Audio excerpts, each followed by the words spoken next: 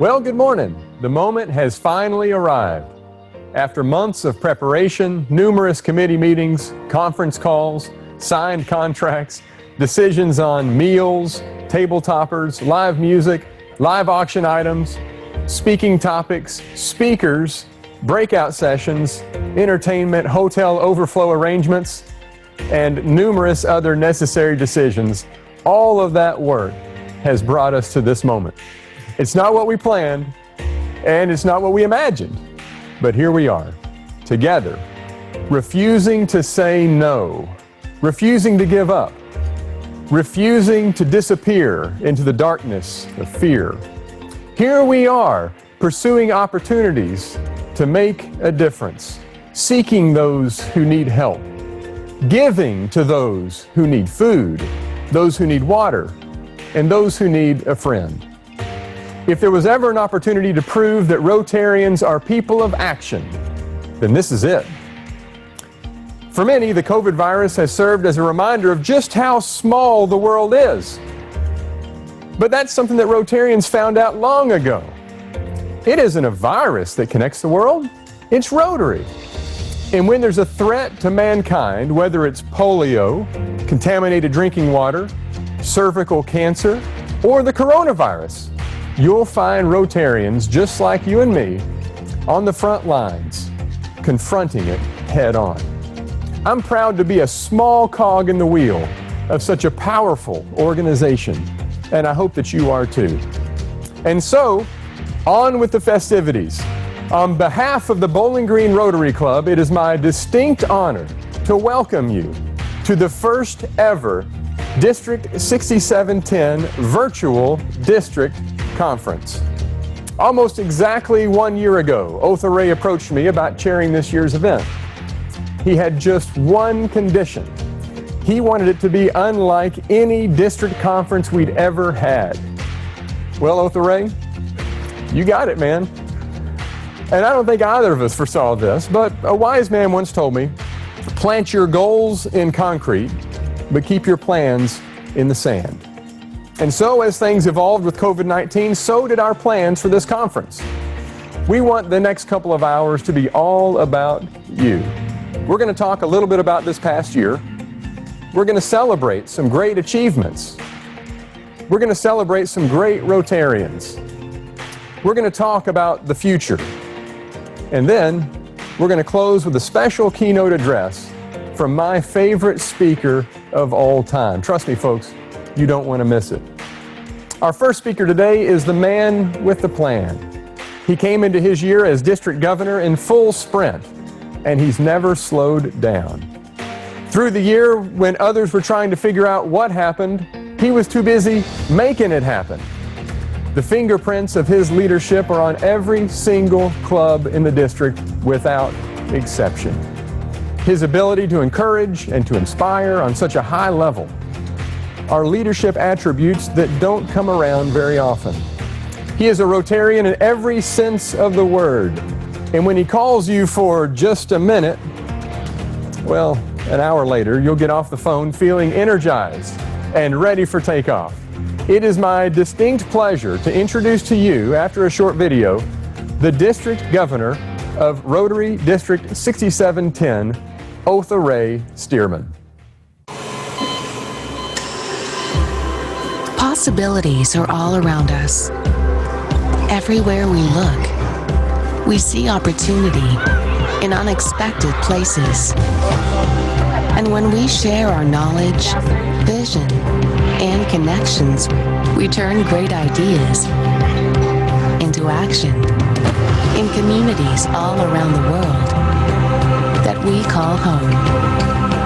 Like transforming an old bus to feed hungry children, or providing life-saving equipment to those who need it most. From fighting disease to rebuilding schools, together we can make real change happen. We're Rotary.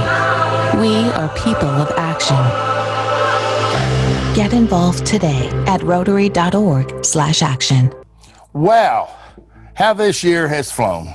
It's hard to believe that it was January of 2017 that past District Governor Dave Weller called me on the phone and said, Othere, you're going to be the District Governor for the year 2019, 2020. I never will forget, I told him, I said, yeah, if I make it that long in life. And he said, well, you certainly will. Now here we are, June 27th, 2020. The journey has had a lot of smooth roads. The journey has had some gravel roads. And I feel some of the year we've had no road at all. We've just gone through the fields. But one thing that I forgot to learn as I was growing up was giving up. So we kept moving forward, and we have had a great year. Now, the key word I want you to dwell on there is the word we, because this has been a team effort. And it's what this team is what makes District 6710 special.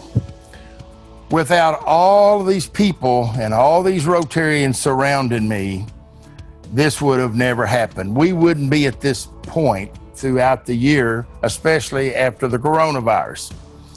And I felt like I was only the conductor, and I had all of these Rotarians doing all of this work and providing all of this leadership. Now, I must tell you that before I started this journey, the district was in great shape. This is a great district. Everybody comments on it at Rotary International. It's a great district. And we had a lot of strong leadership that preceded me. And I won't go through every district governor's name that preceded me because that would take a while, because a lot of them are sitting in the audience right now. But following behind these strong leaders and these strong district governors was a challenge. And I had to think throughout the year, or especially at the beginning of the year, what was my vision going to be, and how did it fit into Rotary's new vision statement and Rotary's strategic plan? So let me take, for just a moment this morning, let me take each one of these strategic plans, the strategic priorities, and let me go through a little bit of what we've done with each one of those. Strategic priority number one is to increase our impact. We want to increase Rotary's impact in our district, in our communities, and in the world. This district right now, District 6710, is involved in 15 global grants. Now, I must tell you, at the beginning of the year, the goal was 10, but we have made it where we're involved right now in 15 global grants.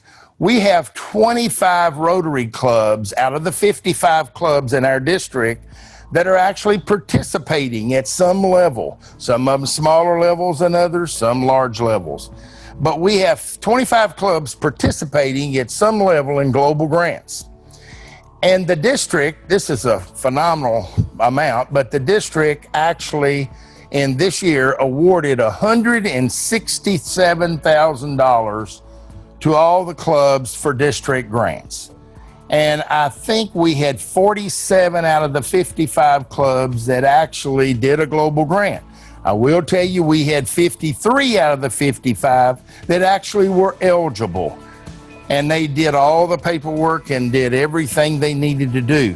So we awarded $167,000 for district grants. And a lot of my classmates, that was a huge amount. A lot of them didn't have that kind of money. So we were very fortunate to be able to award that type money, which goes back to serve the communities. It serves every one of the communities that has Rotary clubs. It makes life better for everybody. And if I had time, I could go through some of the projects, but hopefully we'll have some of them on the screen and you'll be able to see those throughout the conference. But that was a great accomplishment. And the second accomplishment in the increasing impact that I'm proud of is, for the first time ever, District 6710 will have a per capita average of over $100 per Rotarian. Now, we're not hardly finished, being that we've got a little bit of more time till June 30th, but what all the clubs have told me they've sent in, whether it's gone to Rotary International and hit the foundation yet. But what everybody has told me, we're going to be probably around $102. And thank you to several of you that have said, if you need extra, just come back and we'll give you some more. So I really do appreciate what you all the clubs have done. The other number that I really like is we have no clubs among the 55 clubs. There's not a single club that has not given something. We have no zero clubs, is what it amounts to. Everybody has given some amount. Some people give more, some people give less, but everybody gives to what extent they can. Another number, and I hate to throw all these numbers out to you, but we have over 222 Paul Harris fellows. Now, all of you know what a Paul Harris fella. That's $1,000 or more. So we have 222 new Paul Harris fellows at some level. And that's really a nice accomplishment. We usually get 220 to 30, and so we're right at that. Now, what makes that special, as you know, we've got the coronavirus. So I'm not going to keep saying that. At the very end, I will talk about the flexibility. But just remember, we had a virus where we have not met as face-to-face probably since March. So most all the clubs are going to be meeting by Zoom. And that makes it a little bit more different and difficult to get Paul Harris fellows. Now, here's great news. We have 14 new major donors. A major donor is a level 1 is $10,000, a level 2 is $25,000 or more, and it just keeps going up. So we have 14 new major donors, 10 of them who actually are a level 1. We have 3 major donors that are a level 2 this year, and we have 1 that's a level 4. So that is really good, and I'm really proud of the people that have given for that at that level. We also have 3 new Bequest Society. Now, Bequest Society is somebody that's going to remember Rotary in the district or the foundation in their will. We have 3 new level 1 members of the Bequest Society, and we have 1 person that is at a level 5, which is very, very good. Matter of fact, when that person passes, he or she will automatically be an Arch Clump Society member, which is $250,000 or more. So I want to say thank you to every one of you all at this district for all you've done and for being so benevolent, because that's what's made this job to be fun. Now let me talk about Polio Plus a minute. Polio Plus giving in our district has far exceeded the goal which we had. The district itself has donated $46,000 to Polio Plus.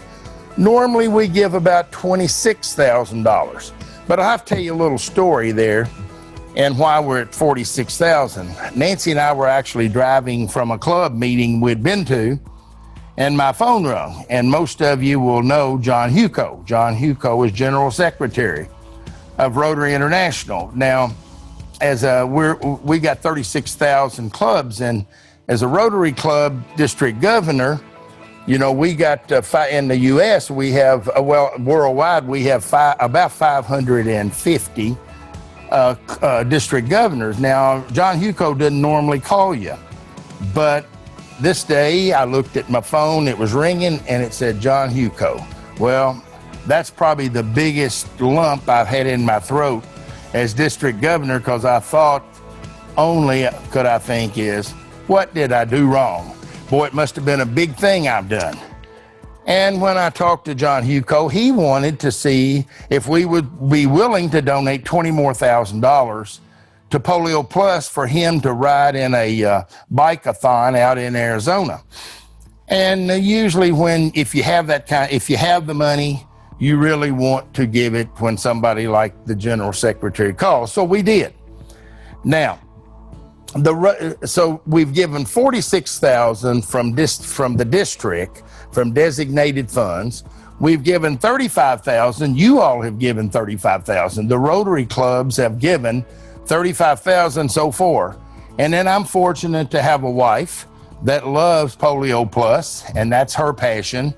And she's doing the Bear Hugs Project, as you probably have read and see bears around everywhere. They're Polio Plus bears, and she will raise another $10,000 at this conference tomorrow, and by doing Bear Hugs. And they're going to be stuffing bears, and all the money there goes to Polio Plus, and that her goal has been $10,000. And I've never known my wife not to meet her goal. So I think we'll have we will end up with 46 plus 35 plus 10. We'll have around $90,000 that we've given to Polio Plus from this district that you all have given, and I appreciate that so much. Now, on top of it, with the annual fund giving being averaging $100, we're going to have probably at least 30 star clubs. Now, let me tell you, a star club is a club that averages $100 or more per capita per Rotarian. So we're going to have 30 out of the 55 clubs that's going to be a star club. So you can see that our impact has really, really increased, and you all have done an excellent job as clubs and as leadership. And like I said, I just get up here and just brag on you all. Let's go to the second, to expand our reach. Now, our clubs, our district had 55 clubs to begin with. We still have 55 clubs, which I'm really proud of, because there's been a couple of times that a couple of clubs I wasn't sure would make it. I had one club that voted to disband, and now they're a star club this year, and that 4 months ago they were disbanding. So clubs can be saved. Our membership is down about 1.79%. In the 55 clubs, we're now at 2,633 members, the last report I've got. We hope it stays there throughout the end of June. And if it does, then we're going to come out and say, hey, we did very good just to maintain and keep the clubs we had. I will tell you that one of the goals and one of the things I was working on when the coronavirus hit was starting some new clubs. And we had 3, and it wasn't just me. A lot of you all were helping, and we had 3 new clubs that were starting that we thought we could start.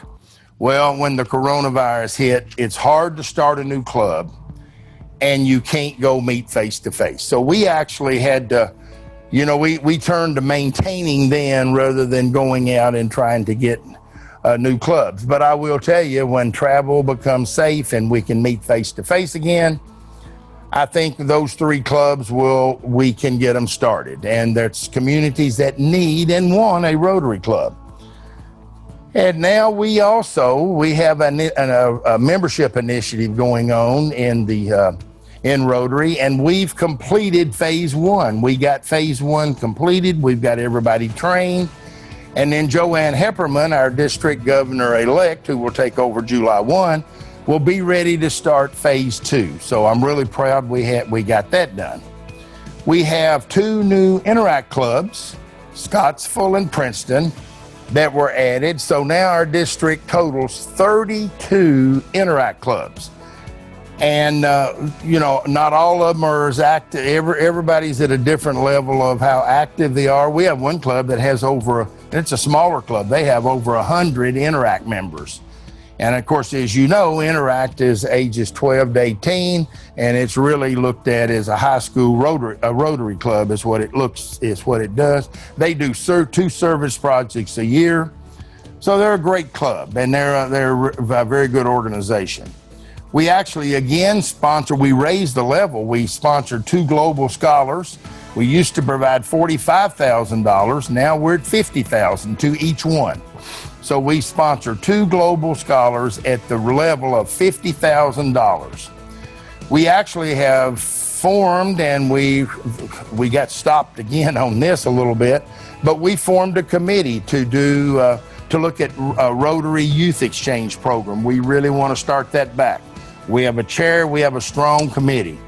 So we will continue that once we can. After this, we will continue a Rotary Youth Exchange program of trying to get it off the ground and going. We have a very good friendship exchange program, And right now they're working with New Zealand, and that's what they planned on visiting back and forth in New Zealand.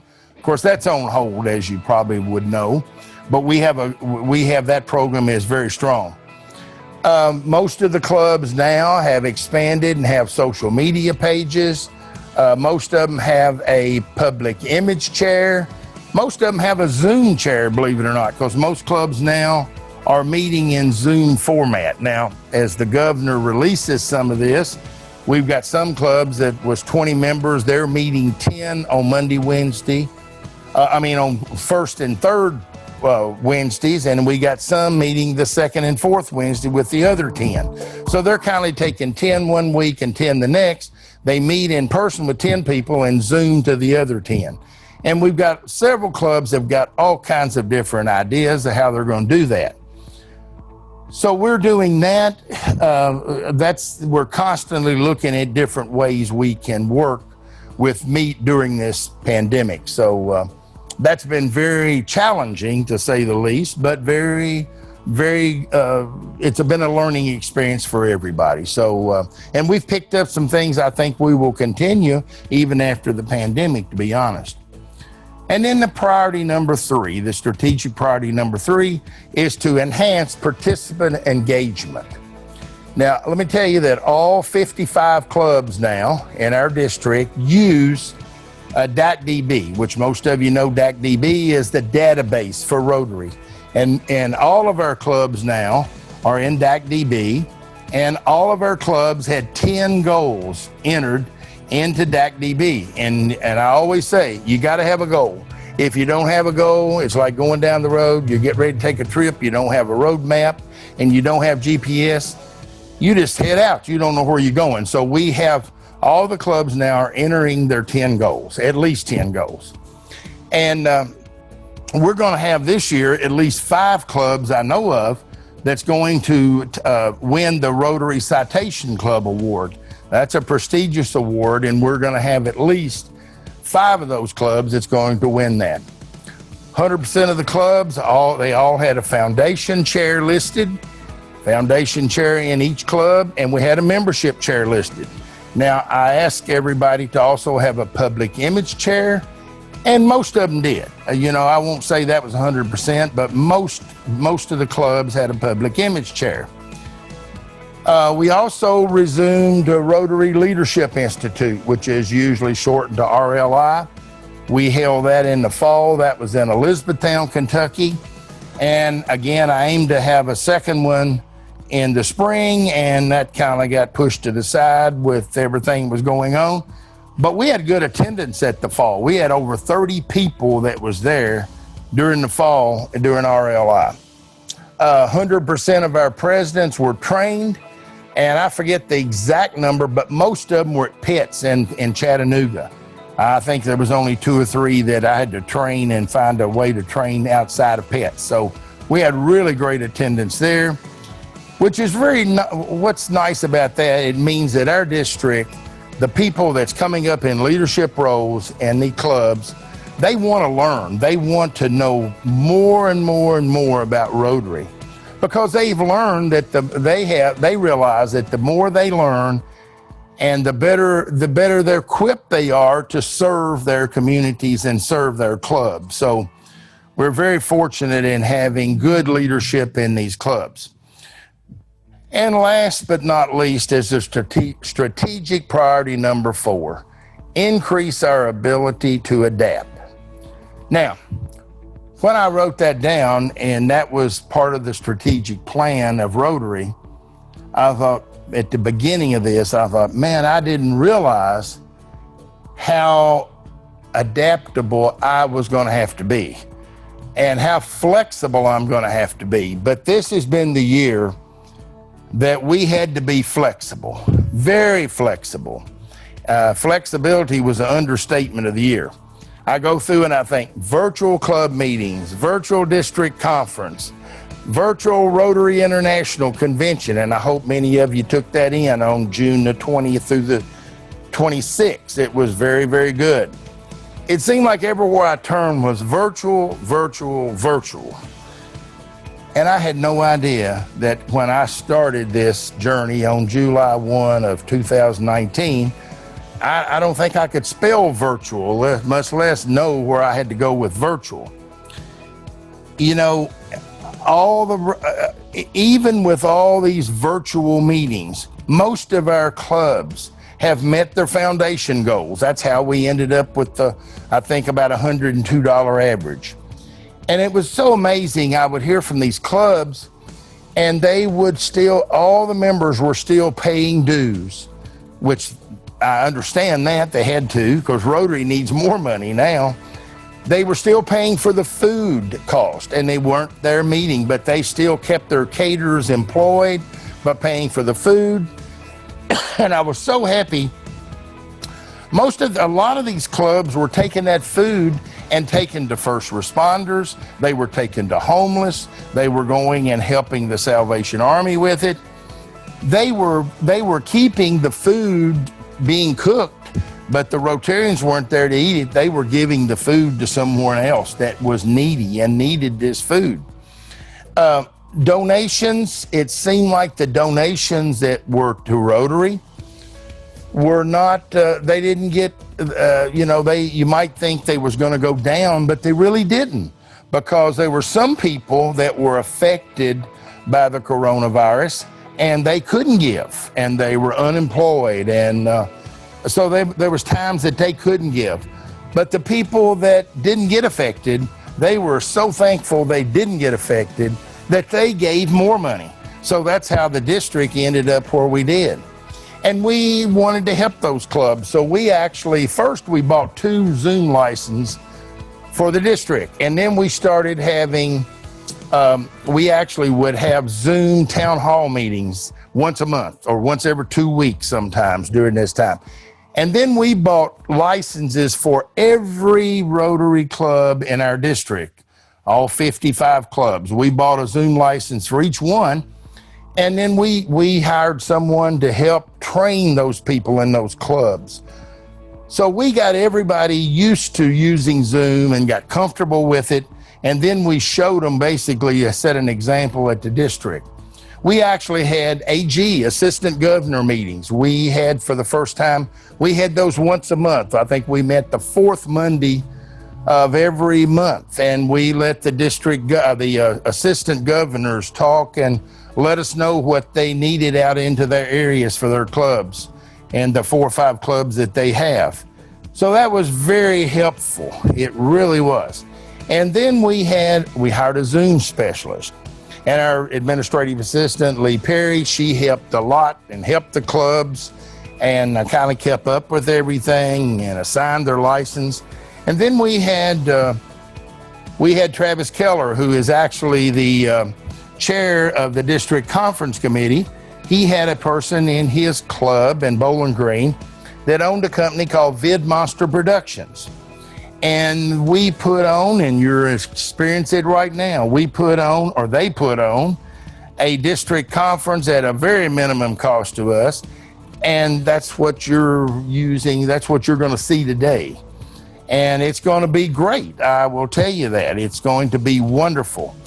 And so I was really proud to see that. And then tomorrow, you're going to see that VidMonster Productions, Sam Kirby, who's a Rotarian in the Bowling Green Club, is actually going to put on a virtual Bear Hugs District Service Project to raise the $10,000 for Polio Plus. So you'll want to tune in to that, I'm sure, because it's going to be wonderful.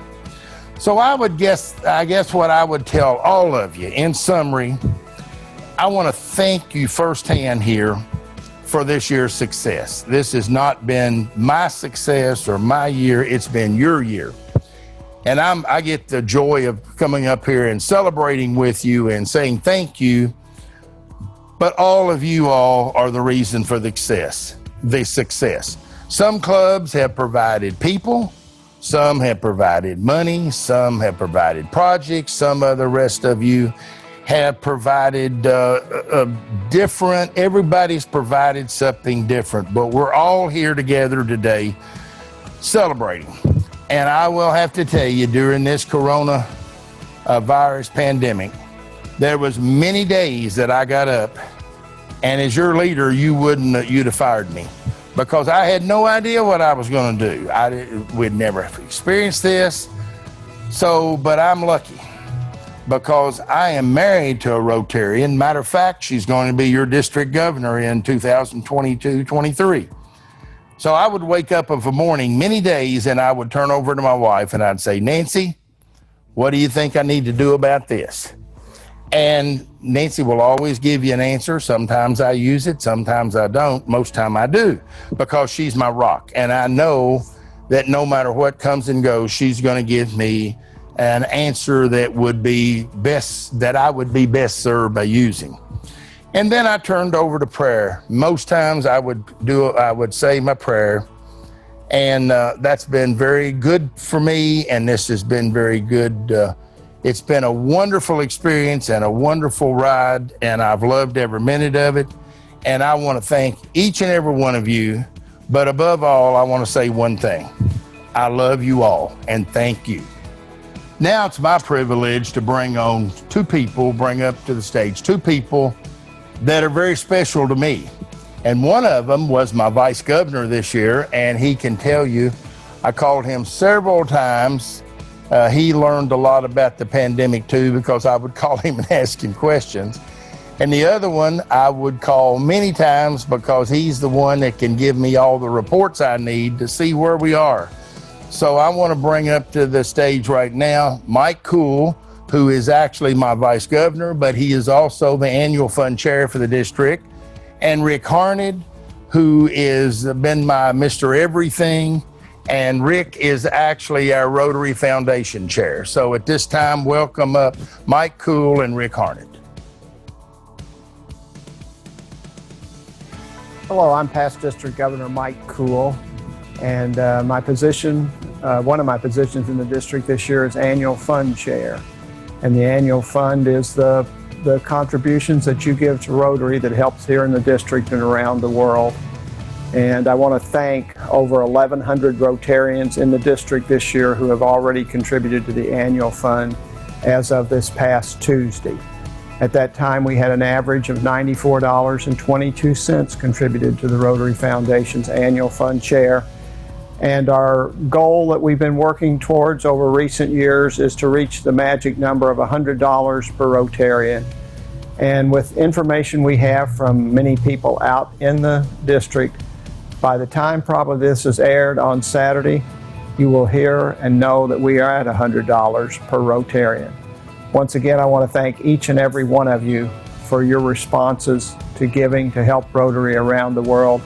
I want to thank Rotarians over the last few years who have helped us build to this number of $100 per Rotarian. Thank you again. Hello, I'm Rick Harned, and it's my job as District Rotary Foundation Committee Chair to help put to work the money that Mike and his predecessors have encouraged people to give to the annual fund of the Rotary Foundation. It was one of the really fascinating parts about the work of the Rotary Foundation is that that money, a good deal of it, comes back to the district for us to put to work, either here in our local communities or in our activities around the world.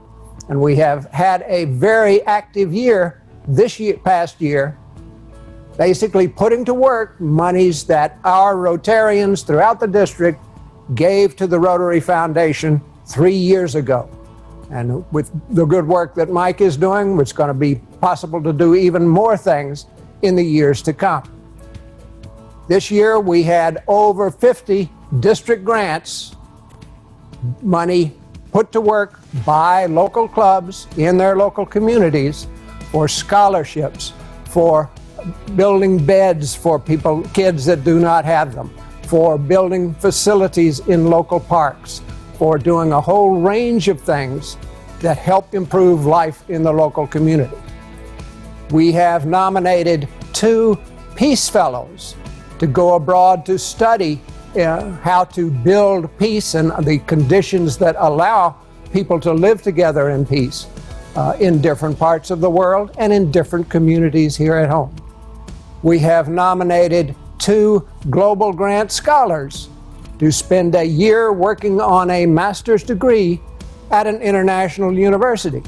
And they will be able to do that just as soon as Rotary allows us in the United States to travel to other countries around the world. They will be going to England and to Israel to improve their knowledge and the skills that they will bring back to help us here in the state. It has been a very active year, and we've had a lot of fun talking with local Rotarians, talking with you in the district to know what good you can do with the funds that you have given to the annual fund. Thank you. Thank you all. Once again, thank you to everyone in the district who over these recent years has contributed to the annual fund to help Rotary do more good around the world and here in the western part of Kentucky. Thank you again.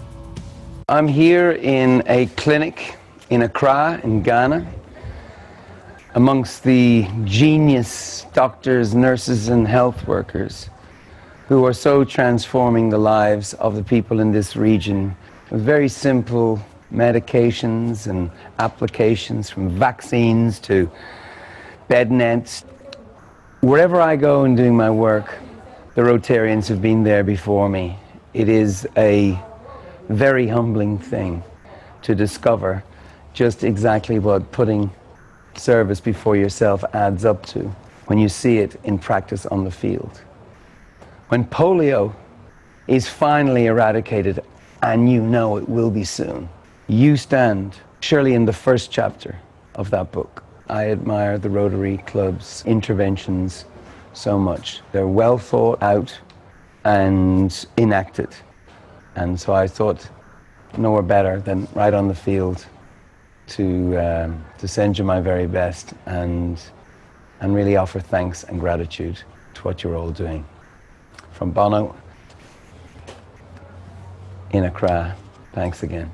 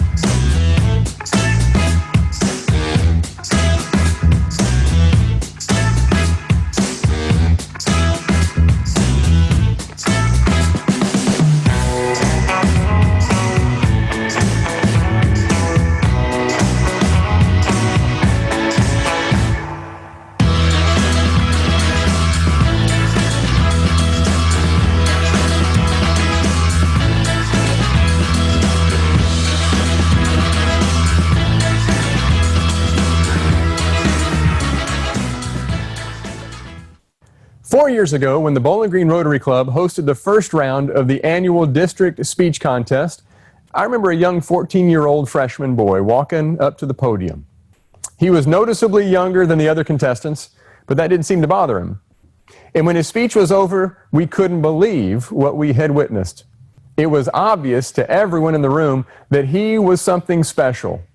He went on to win the entire district contest every year, except for one second place finish that we won't talk about.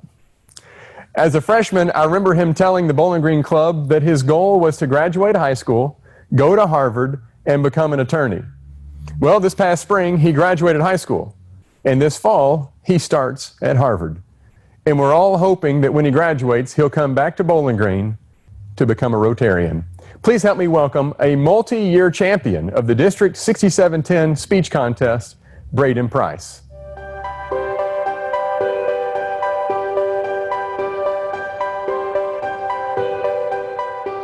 Hello, Rotarians. Thank you, Mr. Keller, for that kind introduction. As he said, my name is Braden Price, and I'm a recent graduate of Southbourne High School here in Bowling Green. I know some of you may know me while others might not, so I want to start today by telling you all a little bit about how Rotary has impacted my life and helped shape me into who I am today. I was first introduced to the Rotary Club 4 years ago when I competed in the Rotary Speech Contest for the very first time. Immediately, I recognized the prestige of this community. Individuals, business and professional leaders like yourselves who are willing to do whatever it took to make a difference and serve the world around us. From a young age, my parents instilled in me the core values that I stand on today. Those of dedication, hard work, empathy and compassion, persistence, and honesty. Personally, I see many similarities between the core values I hold close to my heart and the tenets of the four-way test. So it makes complete sense why the Rotary Club has inspired me so much over the past 4 years, and why it will continue to inspire me as I go about my academic journey in the future. Although I did not receive the chance to make one final run to the state speech competition this year, I want each of you to know that for me, it was never about the competition. I pursued excellence through Rotary because I saw how Rotarians pursued excellence in every aspect of their day-to-day lives. From speaking on making a difference, serving humanity, being the inspiration, to this year's theme of connecting the world, Rotarians are the epitome of what our world needs now more than ever. It is because of the Rotary Club Speech Contest that I improved my communication skills, leadership abilities, and overall vision for the future. It is because of the lessons Rotarians taught me that I will be attending Harvard University in the fall. I don't say that to brag, but to prove what hard work and dedication can bring to you, especially when you have a wise and experienced group of mentors by your side every step of the way. And for that, I want to say thank you. Thank you to the countless Rotarians, every single one of you, for being the light in the darkness, for helping young people like me achieve their dreams.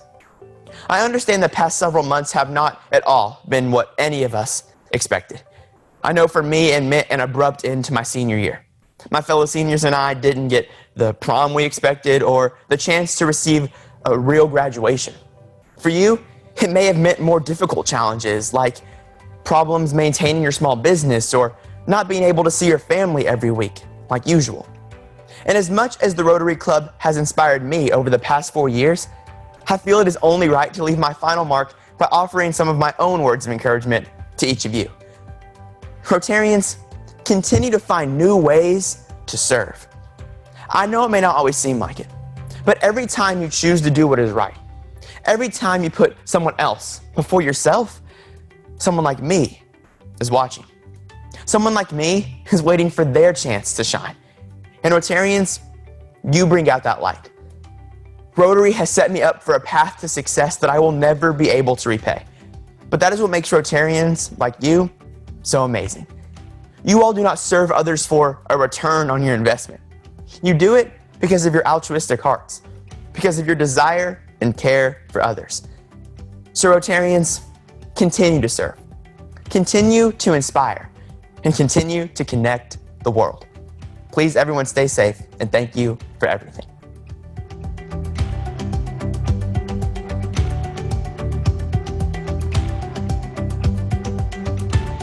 Wow, Braden, that was some speech. And I appreciate you. For the last 4 years, I've been listening to you, and you have done an excellent job, and it seems like you just get better each year. And I'm sorry this year we had to cancel the district speech contest. Braden would have been prepared. We had a lot more that was prepared, and we will reactivate that next year, I'm sure. But it's been wonderful, and Braden does such a great job. So Braden, I appreciate you doing, and this was short notice to ask you, but I appreciate you doing. For those of you don't know, Braden has just been offered he's got a scholarship, and he will be going to Harvard University this year. So Braden, we wish you the best of luck, and you have been a special young man. And we know you're going to come back to Bowling Green, and we know you're going to be a Rotarian because you told me that was one of your goals. So thank you so much for all you've done. Now let me welcome another special guest who would have been in Bowling Green. And as I traveled to the clubs, I told every club this would have been the first year that we ever had a sitting Rotary International president. Now, we've had Rotary International presidents, but they weren't sitting Rotary International presidents during the year of their tenure. And Mark Maloney, who is the Rotary International president from Decatur, Alabama, had agreed probably 3 years ago, because his schedule is full, as you might imagine. And he had agreed to put Bowling Green in this district conference because this is Bowling Green's 100th anniversary. And so this district conference was going to celebrate Bowling Green's 100th anniversary, and also it was going to be the district conference. So Travis Keller, who was the chair of the conference, he and I had gotten together. I can't tell you how many hours he had worked. We had a committee made up of several people in Bowling Green, one of which was Vicki Elrod, one of which was Jeanette Beeman. And we have met, and they had done a lot of work. So it was really hurtful for me to see us have to cancel the conference. But also then Mark wasn't going to be able to come. And so he actually has sent out he sent us a district conference little thing that he wanted to say. So at this time, let me introduce the Rotary International President, Mark Maloney, who was actually named all of us the Aloha governors because we were supposed to meet in Hawaii and didn't get to. So Mark, this is what Mark sent us. Hello, fellow Rotarians. I am Mark Maloney, the President of Rotary International for 2019-2020. I know that this is an unusual way for us to meet, but these are unusual times, and we are certainly doing our best to meet the Rotary Action Plan goal of increasing our ability to adapt. As the COVID-19 crisis began to impact the world, country by country, Rotary's way of reaching out, hand to hand, person to person, had to be put aside. But our powerful need to connect with each other has never waned, and our unique ability to lead and work with global organizations has never been more important. As I have watched the many ways you and all within the family of Rotary have connected the world with your actions and your compassion, I have never been prouder to be a Rotarian. We are facing a serious but temporary challenge. We will get through this by working together and taking care of each other. Just what Rotary members do. I know this because Rotary connects the world. And this has never been just a slogan for me. I really believe it. Rotary connects the world is a description of how and why Rotarians achieve so much. We invest in relationships. We make decisions grounded in evidence. We know how to mobilize our networks to create solutions that last. And we are always learning from our experiences in projects, clubs, and careers. In this time of social distancing, everyone feels a renewed hunger for meaningful social connections. We miss seeing our friends face to face. We yearn for the kinds of meaningful conversations and shared experiences that we may have taken for granted for much of our lives. In short, people are looking for the Rotary experience now more than ever. As we use our connections to recover from this era of distance, we will face new opportunities to grow Rotary in innovative, sustainable ways. Thank you for your leadership at this important time. Take care of each other. I look forward to seeing you in person soon.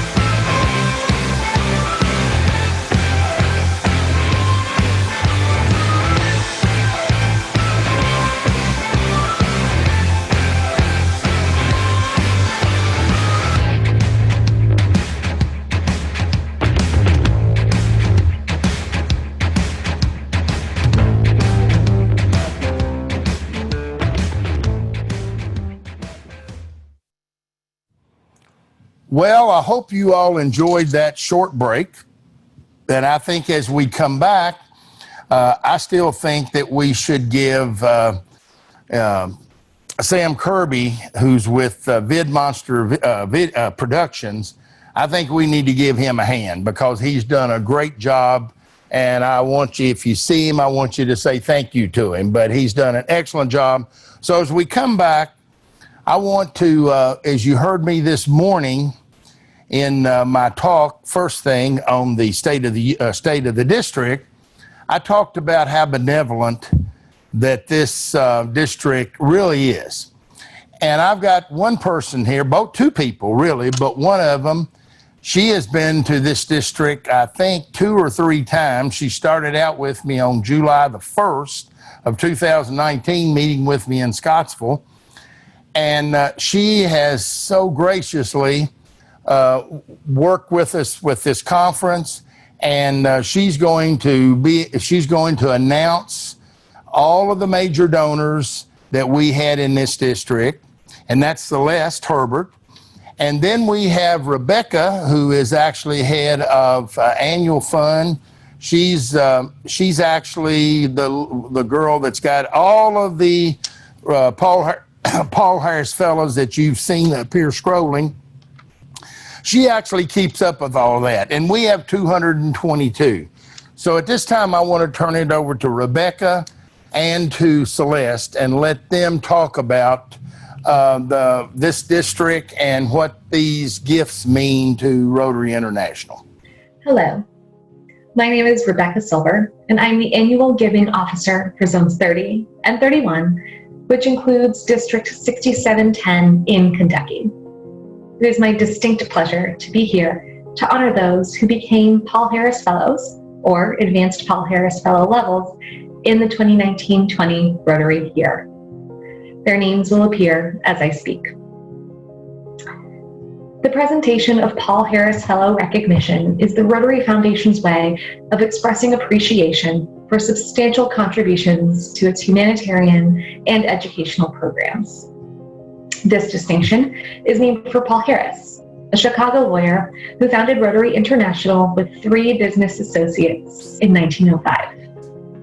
It was the vision of those who founded Rotary International that has brought us here today to thank and recognize those individuals who continue the legacy of service above self that began over a century ago.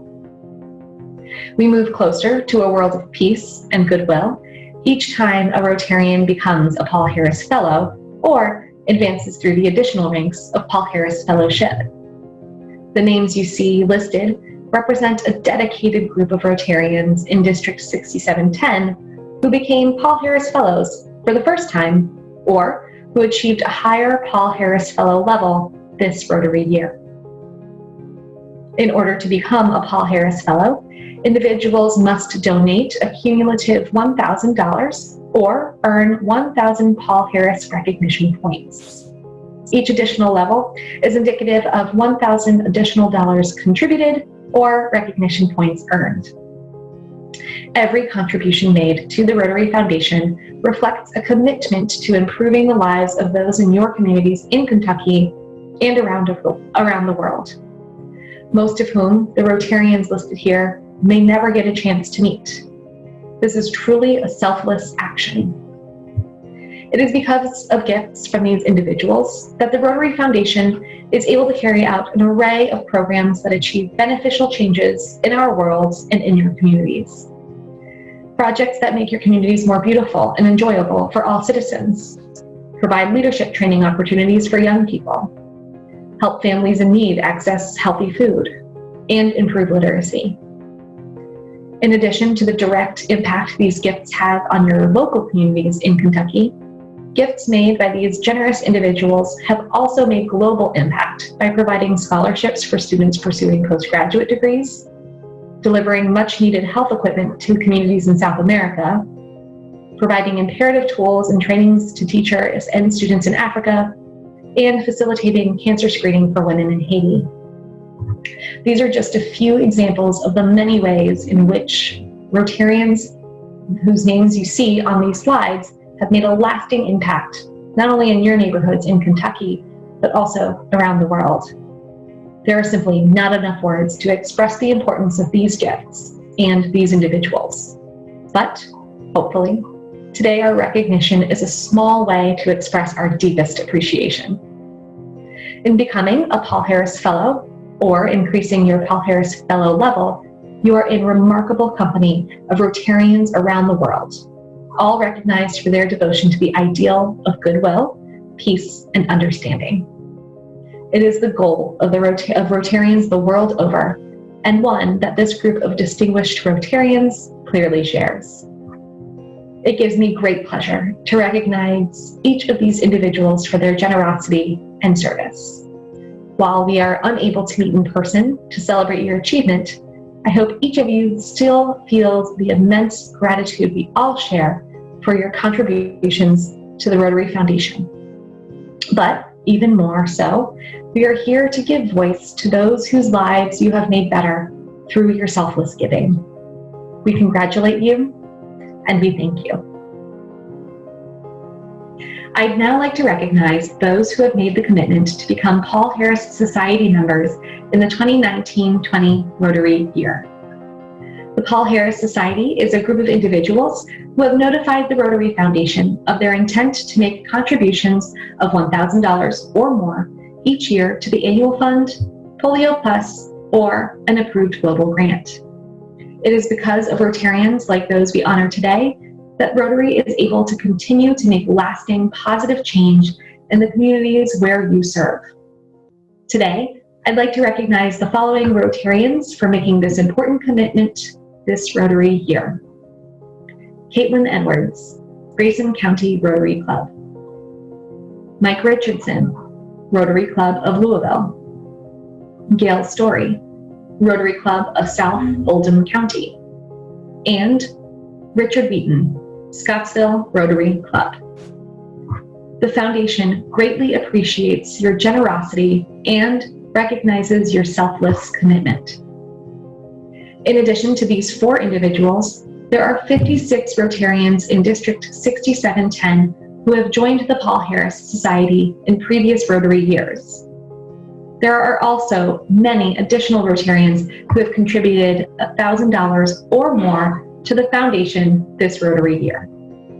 While your names do not appear on the screen, I wanted to take a moment and thank you for giving from your heart to support the incredibly important projects that will take place in years to come through annual fund dollars that will return to your district as district grants and that will support global grants. Your contributions will also fund our fight against polio and other deadly diseases and will ultimately make our world a better place for all. Thank you.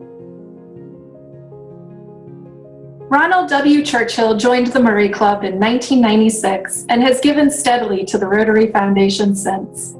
Most of his support goes straight to your district projects via annual fund share. Ronald has used the points from his contributions to make his family members Paul Harris Fellows, and he's also bestowed that honor upon several friends.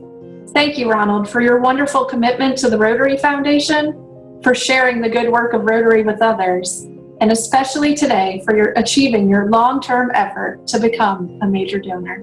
Congratulations.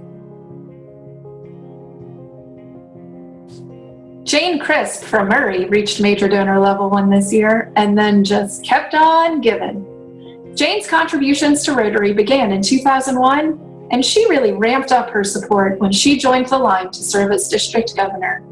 In her year as governor alone, Jane helped your district engage more deeply with global grants, from cancer work to maternal and child health, here in the southern US and all the way to New Guinea.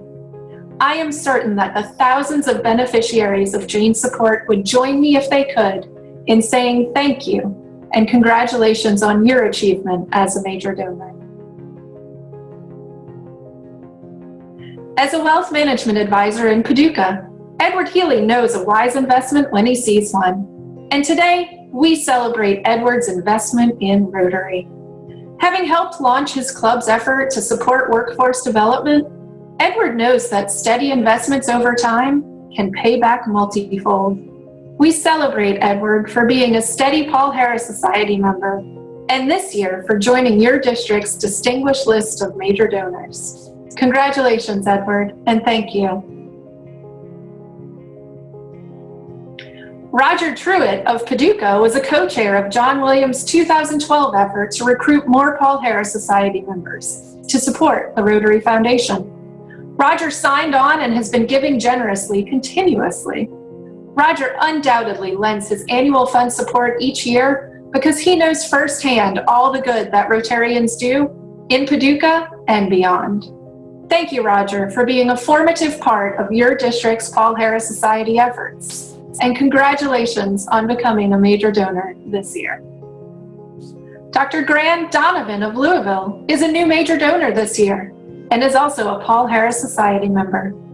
He started giving to the Rotary Foundation less than 10 years ago, but has steadily lent his support to the annual fund, which directly gives your district dollars to support the humanitarian activities of your clubs.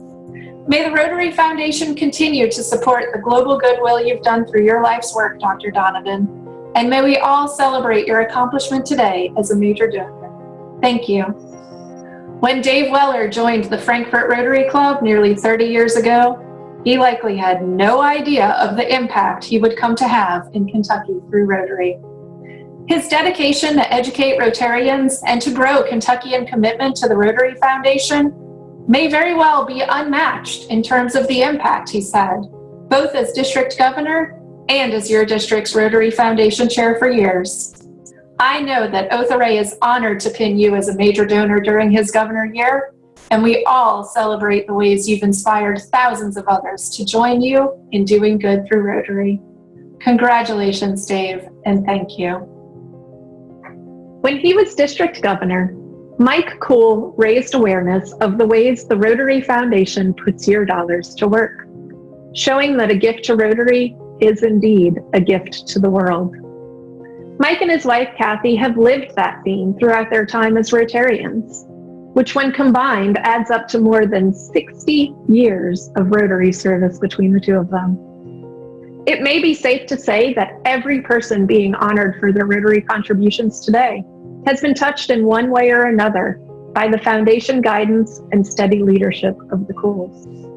There are so many reasons to celebrate Mike and Kathy being part of our Rotary family, but today we stop and celebrate their achievement in reaching major donor level 2. Thank you, Mike and Kathy, for all that you do, and especially for your leadership in giving.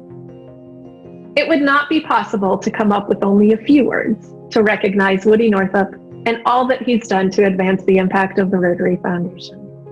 Not just in Louisville, not just in Western Kentucky, and not just in our Rotary zone, but all across the world.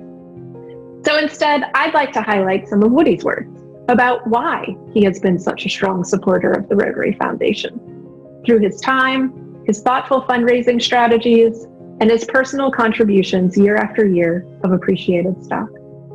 Woody has said, "We need to hear the joy in children's voices, the gratitude from parents whose child who has just been inoculated, the excitement from young people learning in a school for the first time, the relief from the young and old who suffer from waterborne illnesses."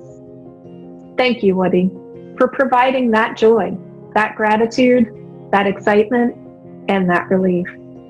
Thank you for your remarkable service as our Rotary Regional Foundation Chair, and thank you for so generously working toward your achievement this year as Major Donor Level 4.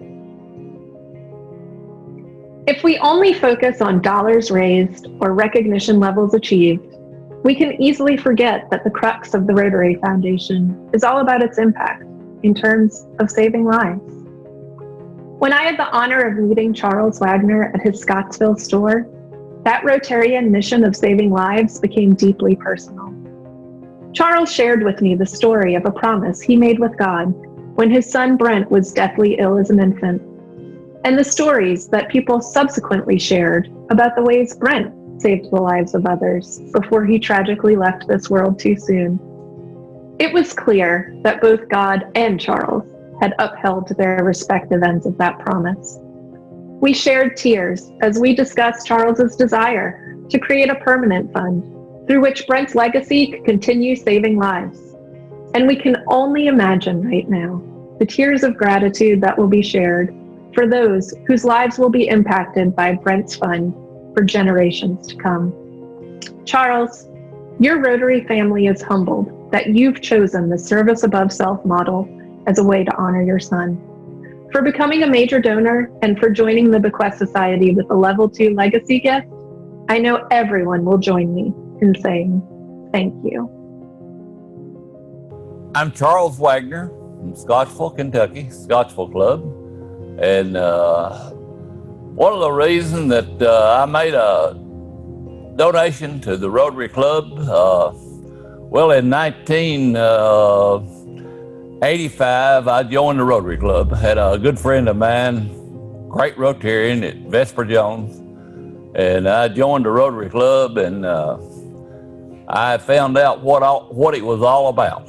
I know that I couldn't change the world, but through Rotary International, I could do a small part of it.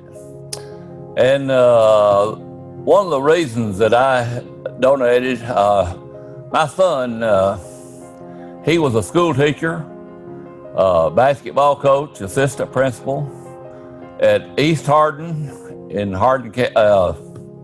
Elizabethtown. And he made a big impression on me. He wasn't married. He was and he done a lot with kids that was having a hard time, this sort of thing.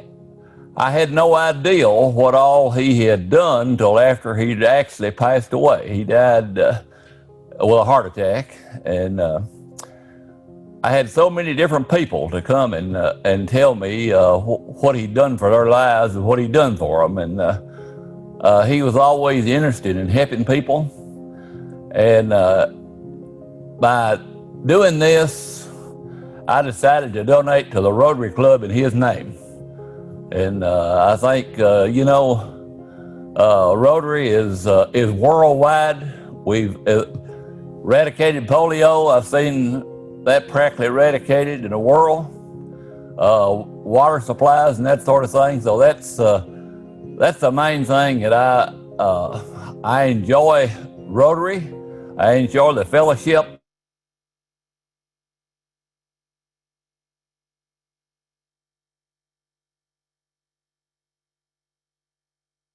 In memory of my son. The trustees of the Rotary Foundation established the Bequest Society to recognize a special group of people who will be changing lives through a legacy of hope. When I had the pleasure of meeting Joseph Walters of Campbellsville, that intention was clearly the motivation for the planning he and his wife have done.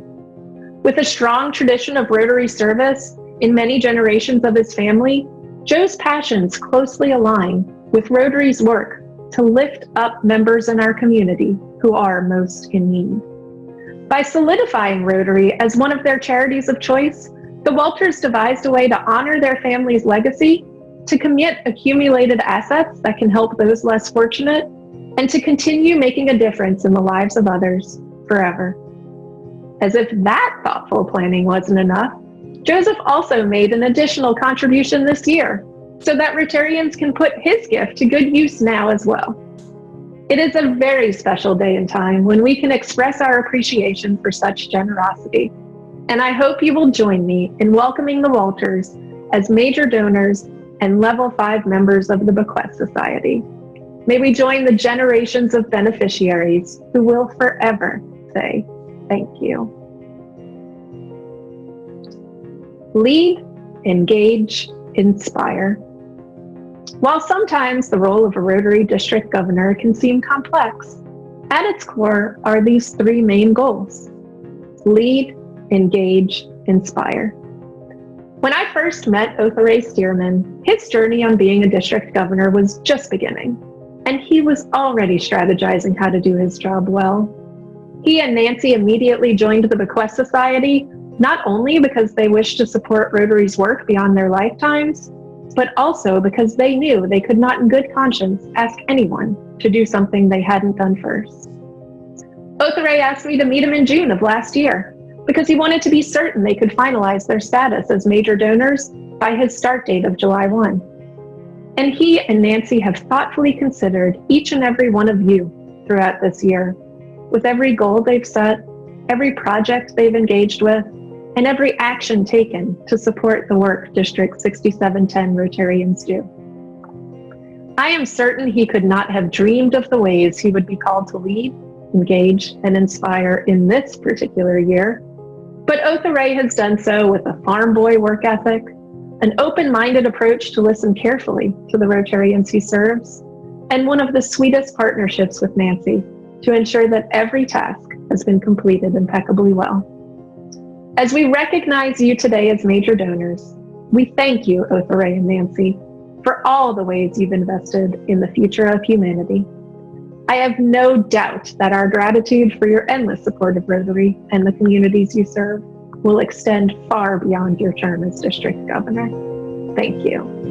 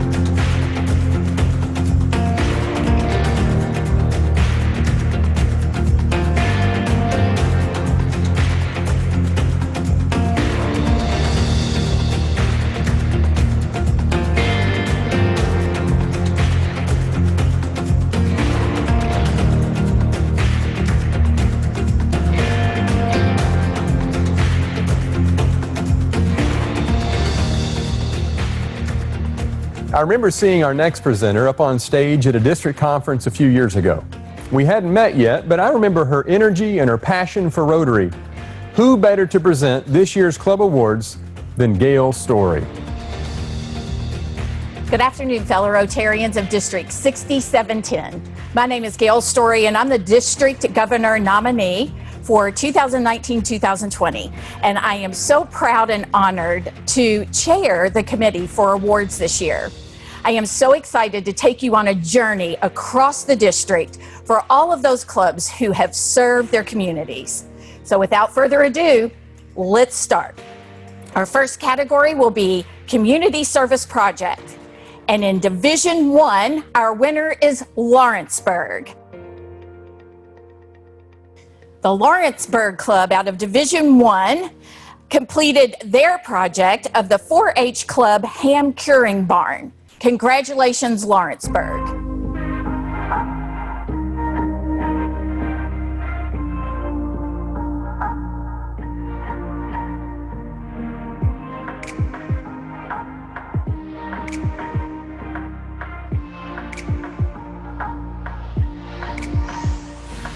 In Division 2, our Community Service Project winner is Carrollton. Carrollton's project was the Carroll County Cares, supporting the essential workers in their community during COVID-19.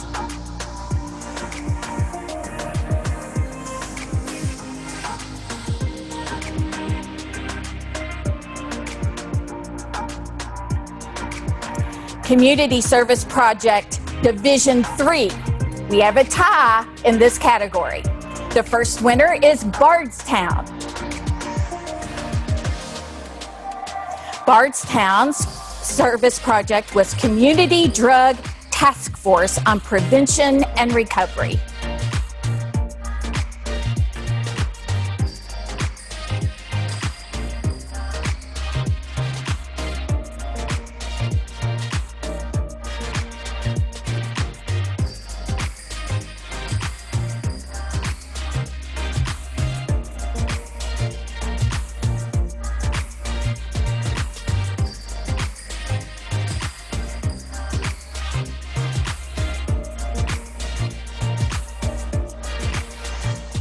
Congratulations, Bardstown. And the tying club with Bardstown was Henderson. Henderson's project was COVID-19, supports the community and essential workers through food and grants of over $20,000 in donations.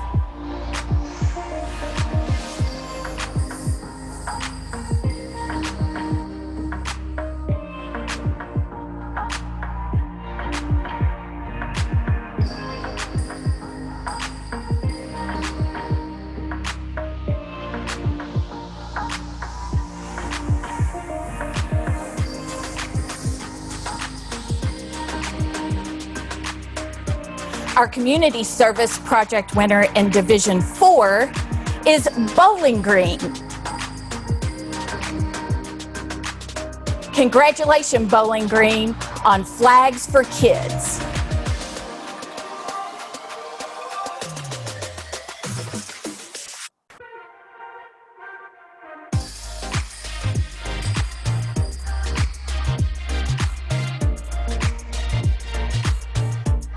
Our next category will be International Service Projects. And our first division is Division 2. And the winner is Prospect Goshen. Congratulations, Prospect Goshen, on your cervical cancer prevention in Haiti project.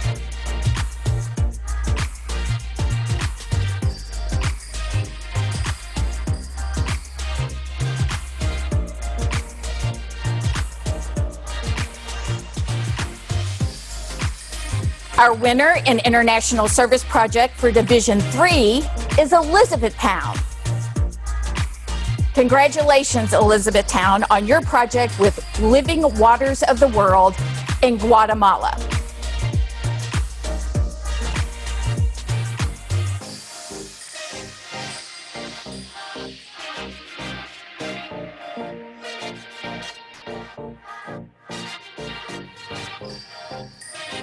In Division 4, our best fundraiser for service goes to Paducah. Paducah did a Polio Plus dessert auction, and we congratulate you for all that you do in your community.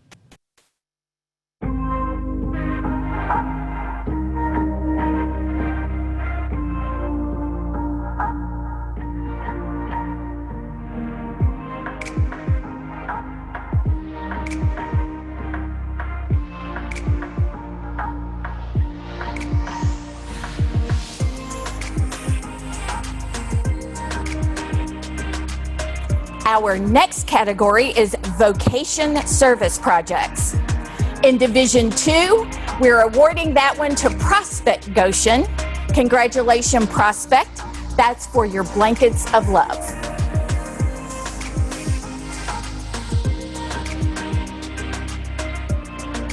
In Division 3, the winner is South Oldham County. Congratulations, South Oldham, on your picnic tables for Pillar, a facility for those with intellectual and developmental challenges.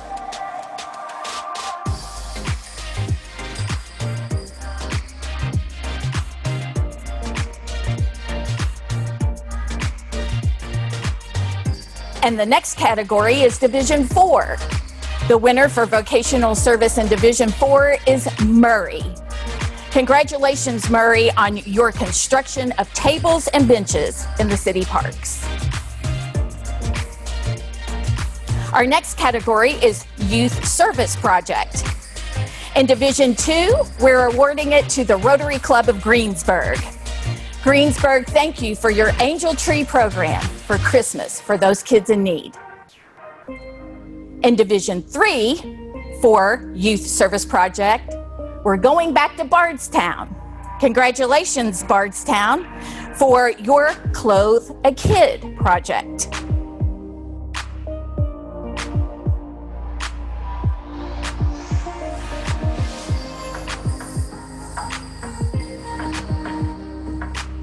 And in our Division 4, here we go, Bowling Green, number 2 for you. Congratulations in giving hope to adopt a class.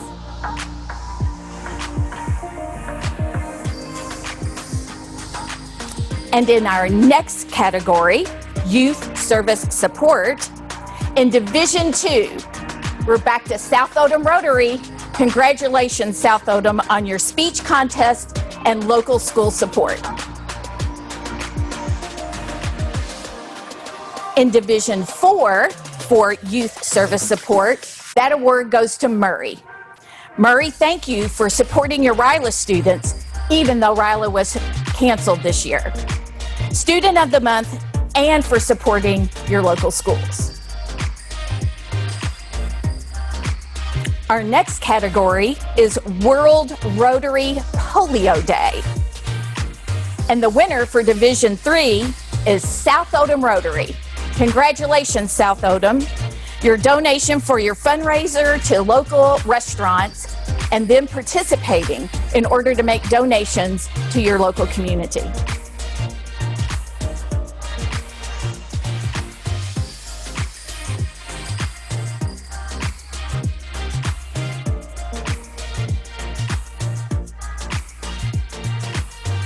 In Division 4, Bowling Green, you've done it again.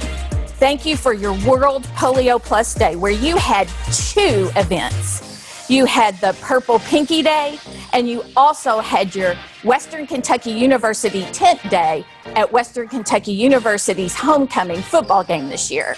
Congratulations.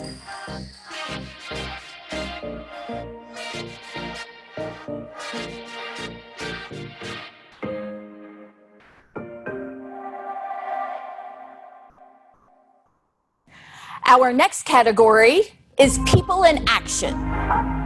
In Division 2, we recognize Carrollton. Congratulations, Carrollton.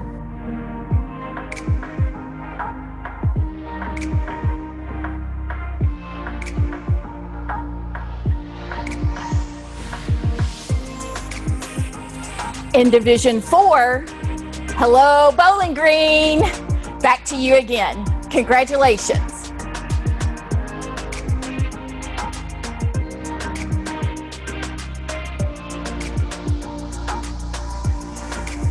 The next category is Best New Interact Club. We're going to go all the way to the west side of the state and congratulate Princeton for your new Interact Club. Thank you for supporting your youth.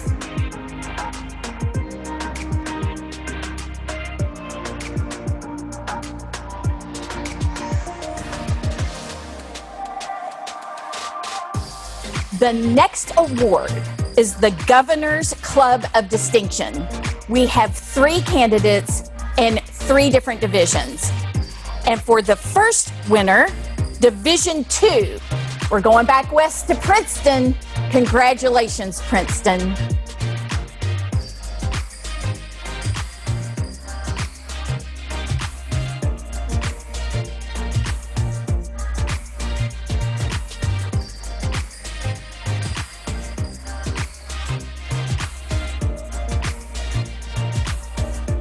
In Division 3, our Governor's Club of Distinction will be Henderson for this year. Thank you, Henderson, for all you do.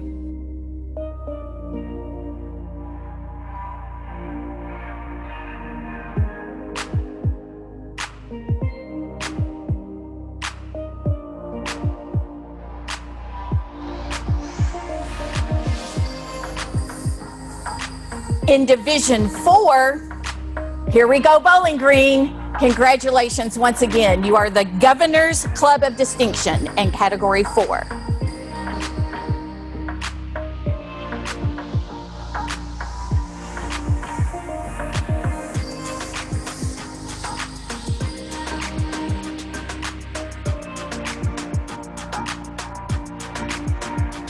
Now, out of this category in Governor's Club of Distinction, Otharay Stearman will be picking the Club of the Year. He'll be announcing, along with that award, the Rotarian of the Year and the District 6710 Club of Excellence. Let's send it back to Otharay. Thank you, Gail, for that presentation that you've just, and thank you for organizing all the awards. As you know, as part of District 6710, the district governor nominee has the distinction of always doing the awards and getting to send it out. And I think this year, Gail, you had somewhere like 15 clubs that responded. So we hope next year that all of you will respond and get the award. So as Gail has gone through and given you all the winners so far, let me give you 3 others that she's not, and I may even have 4, who knows? I may just make them up as I go. But anyway, that's what you get to do. That's my last act as district governor. I can just make up the award if I want to give one. So anyway, you went through and you got the clubs of distinction. And as you know that you had 3 level 1 did not turn in any, no one turned in a club of distinction. Level 2 was Princeton, level 3 was Henderson, and level 4 was Bowling Green. And all 3 of those clubs did wonderful work, and those are the 3 clubs that applied. And I will tell you that this was a tough decision, but the club that I found that of all 3 of these clubs that's been chosen at their level, the club I found as the club of distinction this year was the Henderson Club. I will tell you that Henderson kept me very informed. Henderson, during the coronavirus, they didn't miss a beat. They kept their caterer employed. They kept doing the food. But instead of the Rotary clubs eating the food, they kept paying for the food. The members did, but they took the food over to the Salvation Army. They took it to homeless people. They took it to first responders. And Henderson has great Zoom meetings. I've been on, Dawn has invited me to several of them, I think to all of them, and I've attended many as I could. But I want to say thank you to Henderson for all you've done. You have made, you actually have done what Rotarians are made to do. You have given of yourself, and I appreciate that very much. So, Club of Distinction this year, the winner is Henderson. And then I have another award here that is the Rotarian of the Year. I want to do it next. And the Rotarian of the Year is always a very big honor to win. And you have to be nominated by your club. And we had several people nominated this year. And every one of them were deserving. And that's a really tough one. And I'm glad I had some help with the voting, because it was still a close vote, I will tell you. But the person that I think is the Rotarian of the Year and has done a great job is Ralph Young over in Paducah. Ralph he's done a tremendous job, and I want Rick Harned, because they've worked together a lot and he's good friends, and I want him to say a little bit about Ralph, because Ralph's a pretty special person, Rick. Ralph is absolutely a very special person, Otha Ray. I've had the opportunity to work with him on several global grant projects and on some international trips, as he and his work with Living Waters for the World has helped provide clean water to people in very, very small mountain communities in Guatemala, in El Salvador, and several other places around the world. And I've had the opportunity to visit some of those countries with him. And I'm really excited that in this coming year, he is going to be taking over the responsibilities of the District Grant Subcommittee Chair to oversee all of the district grant awards and then collection of the reports for the whole district. And he has already been jumping in and going through the responsibilities and developing new informational materials to share with all the clubs on exactly how to do it. Since this past year, we started a new method of doing all of the grants on DAC-DB, and this presented a few difficulties, a few complications, but Ralph has got it all in hand and is going to do a great job this coming year. Thank you, Rick. I knew Rick had been with Ralph and they were good friends. I will have to tell you, the simplest thing you might think, but it's totally not simple. And this describes, in my mind, this is what I'll remember about Ralph, and this describes Ralph to me. I was on a call, probably, it might have been, I can't remember which committee, I'm on some committee meetings, but we were on a meeting. And the person that would normally take the minutes was not there.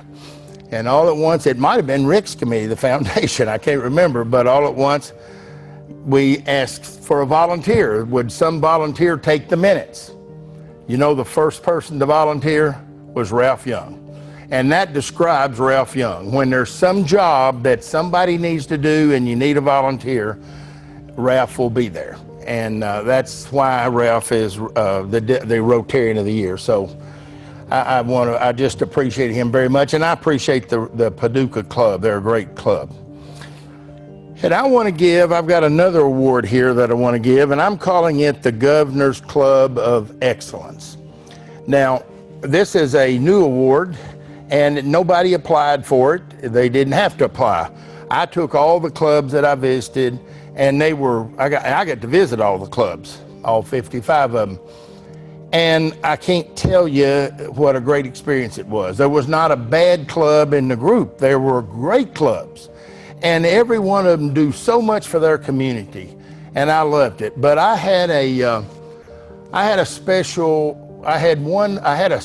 person, but I had a special club that on July 1 of 2019 said to me, "We're going to help you." And of course, it takes money, and that's what I look at the money all the time to make sure. So we've got money to be able to do district grants and global grants. And this club actually stepped up, which was unbelievable. They stepped up from 48 cents per capita in 2018-19. And this year so far, they're at $247.82. And this morning they told me, if you need more, let us know. And that's the Scottsville Rotary Club. And the Scottsville Rotary Club, besides money, they've actually started a new Interact Club this time, and which is a high school, basically it's a Rotary Club for the high school students 12 to 18. and they one of them was one of their club members was serving as the person for that would be in charge of the Rotary Convention, which so they've stepped up and they've done so much. So I want to present them the Governor's Club of Excellence, and that's the three. Wait a minute, I think I've got a fourth award. So to present this award number 4, I'm going to have Mike Cool come over and talk a little bit about award number 4. Mike? This is a surprise to everybody. Except I have prepared notes. Okay. Well, I cheated and let you know about it. All right. Many of you know the major statistics about Rotary. 1.2 million members, 36,000 plus clubs, 535 districts around the world. Today it's my privilege to talk about something you may not know about. It is called Rotary International Service Above Self Award. The purpose of this award is to recognize those individual Rotarians who have demonstrated exemplary humanitarian service in any form and at any level, with emphasis on personal volunteer efforts and active involvement in helping others through Rotary. This is Rotary International's highest honor for individual Rotarians. A maximum of 150 recipients worldwide may be selected each year. That's correct, only 150 Rotarians each year out of 1.2 million Rotarians. Our District 6710 has had 3 recipients over the years. All 3 are past district governors, Bucky Rash, Hugh McShane, and Barry Holder. This year we add our 4th, Mr. Rick Harned. I asked that Rick join DG Otharay and me so we can tell a little more about Rick and why he has received this special recognition. Rick? I have nothing to say. I am blown away. I'm going to say some things, Nick. Okay? We have information here from the person who submitted your application with the help from all of us. That was your friend Ralph Young in Paducah. We've got a little cartel going here. Yeah, it's not. I thought it was going to look bad when earlier we mentioned Ralph. But to tell you just a little about Rick Harned, he's a 20-year member of the Rotary Club of Louisville. He's been exceptionally active in locally, district-wide, and globally in promoting and serving Rotary. He has served as the District 6710 Foundation Chair for 4 years, and during that time has led the district through online and classroom education of district grants.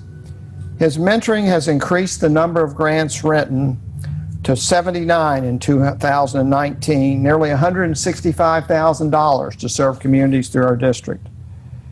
During the recent years, he's been Foundation Chair of our district.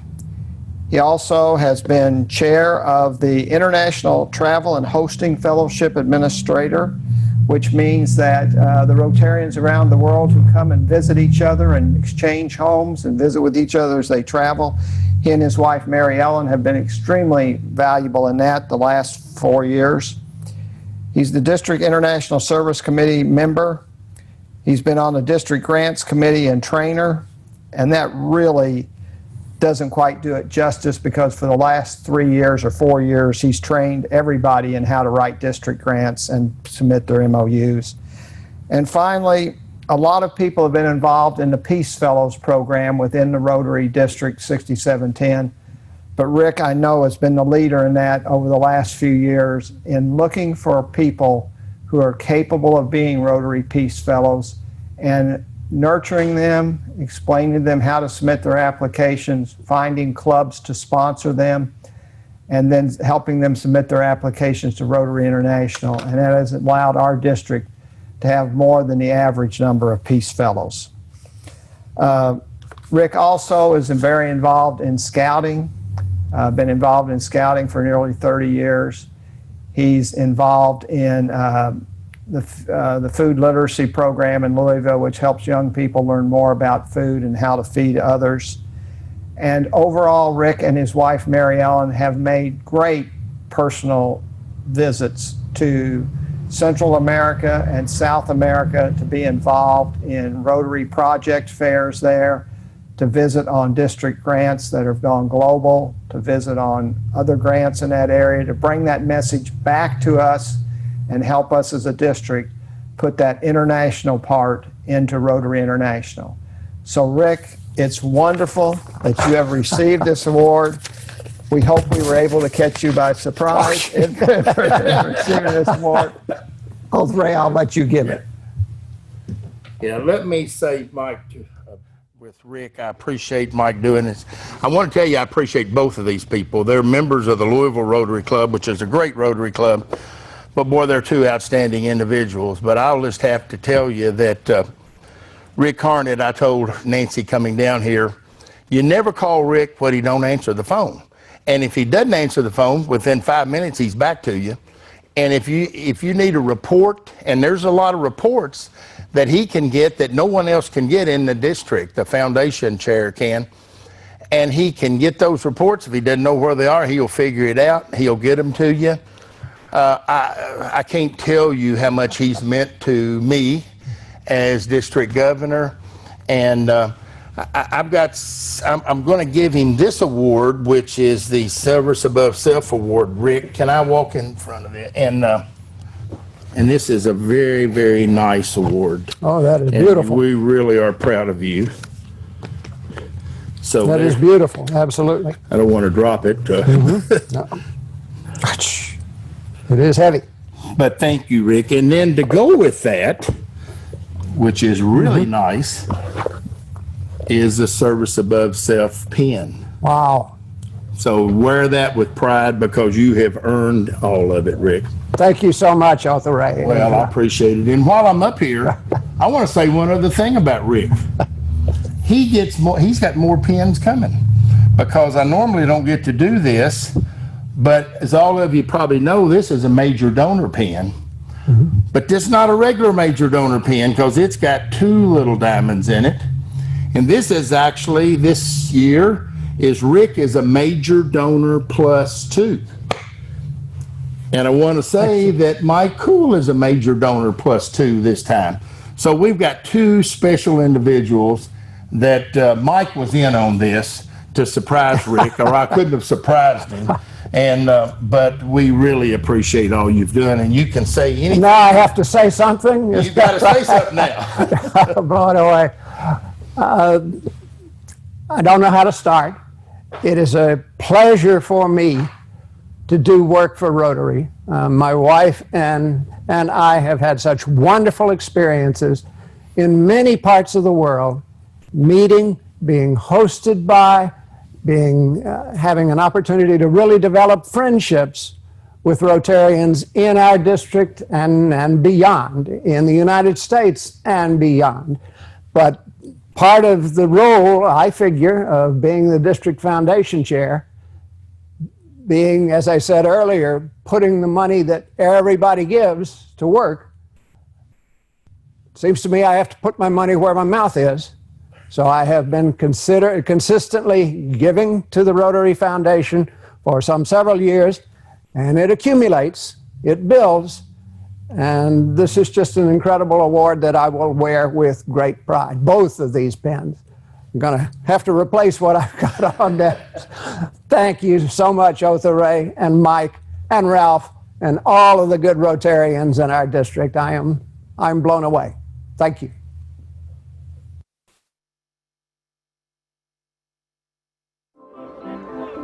Our connections make powerful things happen, uniting individuals and communities. We are Rotary. We are people of action. And together, we turn great ideas into reality by accessing our networks, our experience, and the best of ourselves to make a difference. Around the world, Rotary brings leaders together to build new friendships and to solve problems. Like in Austria, where generations work side by side to build sustainable housing and community centers. In India, volunteers run a mobile blood bank to help provide a steady blood supply for their local community. And in Taiwan, People are working hard to get vulnerable citizens the support and services they need. with over 1 million members, we know what people can do when they come together. Take action with us. Find out more at rotary.org/action. Rick, that is a special recognition. Congratulations. Very much deserved. It's been my honor to work with you on a couple of projects, and you are a Rotarian through and through. Well, I hope the past couple of hours have been as beneficial to you as they have been for me. I know I speak for the entire district when I say thank you to Otha Ray for his leadership throughout this past year. And as he passes the baton to our next district governor, let's make the decision to take the momentum that we gained during this past year and carry it forward to the next year and make it even better. Now, here to cast her vision for our district governor-elect, Joanne Hepperman. Hello. The rumors are true. I am Joanne Hepperman, and in 3 days, I'm going to be your district governor for 2020-2021. I do want to thank Otha Ray for his leadership through some very interesting times, and I happen to think 2020-2021 is going to be interesting too. What is lucky for me is Otha Ray has agreed to be my vice governor. And so since he's done this for 3 months, I think I'll go and ask for some advice and counsel when I need it during my term as well. Rotary's theme for next year is Rotary Opens Opportunities. No kidding. I have to say first that I am excited. I am excited about the opportunities that are going to open for us, and I want you to be excited too. There is no doubt that we will have multiple opportunities to serve our community and our world, to help make our community and world great places to live, work, and play. To help you do that, we have assembled a leadership team to work with your clubs in order to help us all provide the kind of service that our communities need and want. And that leadership team and that service starts with me. Also included in that is Gail Story, your district governor-elect, who gave away all those awards, and Nancy Stearman, your governor-elect, not your governor nominee, who will give away all those awards next year. But Gail, Nancy, and I stand together ready to serve you. Also, our 11 assistant governors, and you've already met 9 of them because they've agreed to stay on, for which I'm very grateful. But we have 2 that are joining the ranks. We have Sean Moore from the Harrodsburg Club, who will be serving Area 5. And we have Jen Winiger from the Lawrenceburg Club, who will be serving Area 11. And I can tell you that all 11 of your assistant governors are ready, willing, and able to help you make your club what you want it to be. Jeanette Bayman from the Bowling Green, a Noon Club, has agreed to chair our public image committee so as to help your public image chair and committee tell your stories better than we've told them before.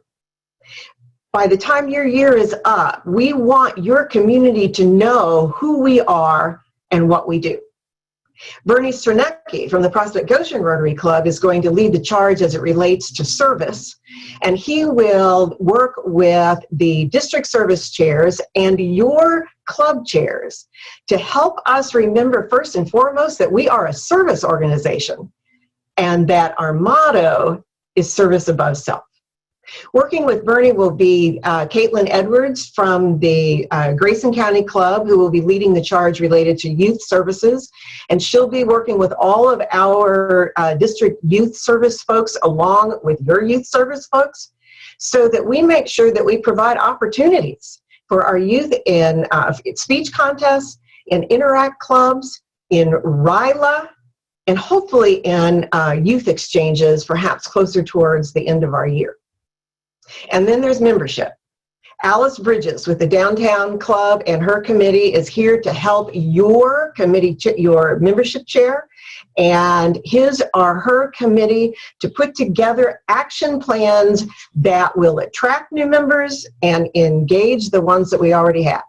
And Rick Harnett will once again help lead the charge related to foundation, making it possible for us to give money away and raise money for all the things that we try to do good in this world.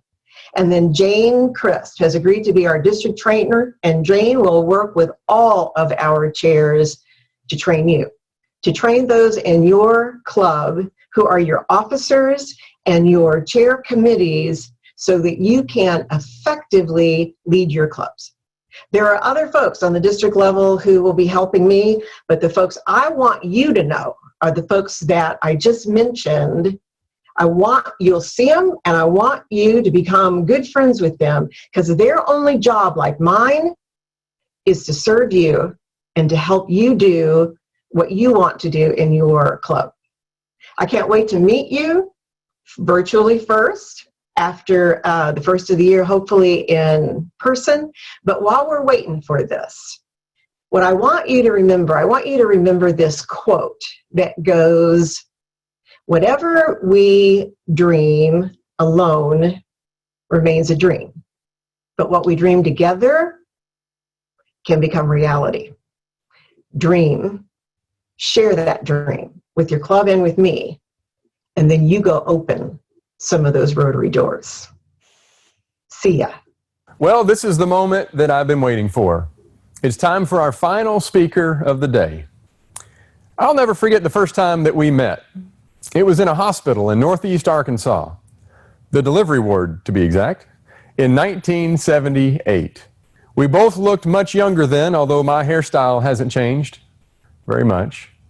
Well, for the last 40 years, our next speaker has circled the globe countless times, routinely addressing crowds of over 10,000 people.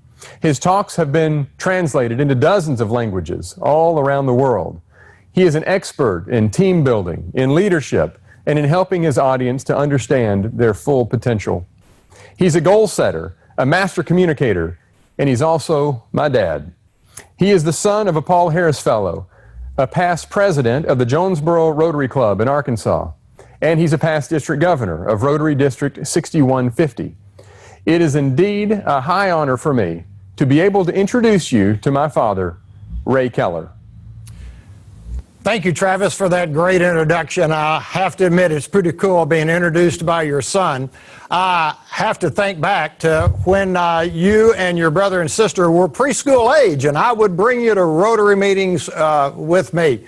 And you would sit at the table, and seated beside you would be the movers and shakers of Jonesboro, Arkansas. It'd be the people that made Jonesboro what it is, the ones that were always in the news, the ones streets were named after, and there you were sitting by them at a Rotary meeting. Now, you may have been drawing pictures of trucks and planes during the meeting, but you did like the fried chicken, and it did give you a chance to meet these people that I associated with on a weekly basis.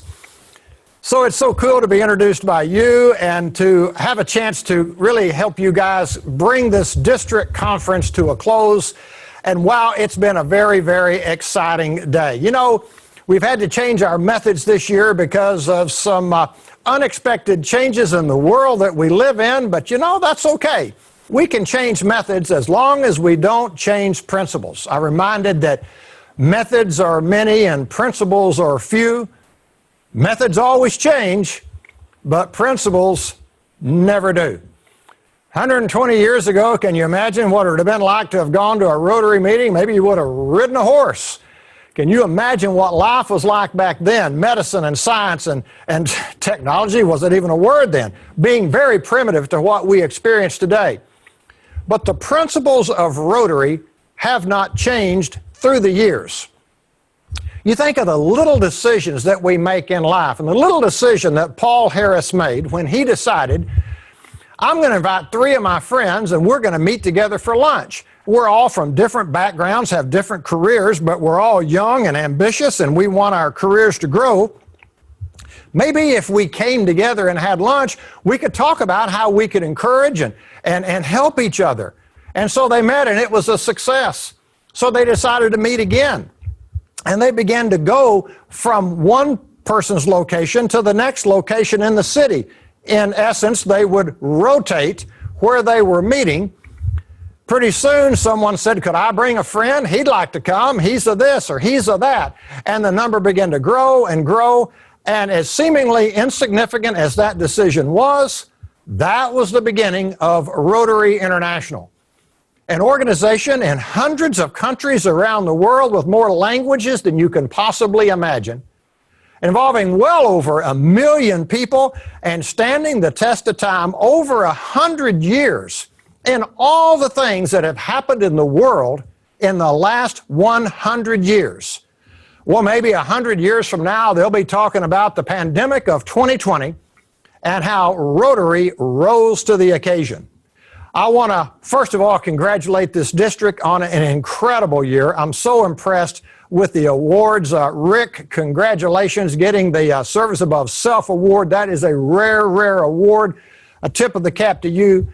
And to my friend Otharay, my goodness, what a great year as district governor you have had. But that's to be expected. You're that type of guy. And you and Nancy have done a tremendous job of navigating this district through these uncharted waters. And you were able to ride on the shoulders of the district governors before you because, you know, that's the way Rotary works. Leadership changes from year to year, and we build on the successes of the past. So congratulations, DG, to a great job done. To Joanne, as you're starting your new year, you can expect good things. You will never be alone. You'll be surrounded by supporters, people that will not only be encouraging, but will roll up their sleeves and help you hit your goals as well. To all of the Paul Harris Fellows, to all of the Bequest Society, all of you that were recognized at this, congratulations. But also, thank you to all of you who are on this live stream today, who took a little time out of your Saturday. Maybe you've got some of your children, some of your family members, some of your friends watching this as well. Maybe it gives them a little bit of a glimpse as to why we are all members of Rotary International. I don't know how your beginning one was, but mine was fairly simple. A guy invited me to go to a meeting. I was a farmer from a little bitty town of Weiner, Arkansas. Weiner reminds me of Frankfort, Kentucky, which reminds me of Terry, past District Governor Terry. How you doing, my friend? Great district governor in the past for you guys. And when you got a guy from Frankfort and a guy from Weiner, you know they got to know each other. But anyway, when I think about how my career began with Rotary, I went to a meeting and saw a bunch of people in that time in the early, late 70s, I guess it was.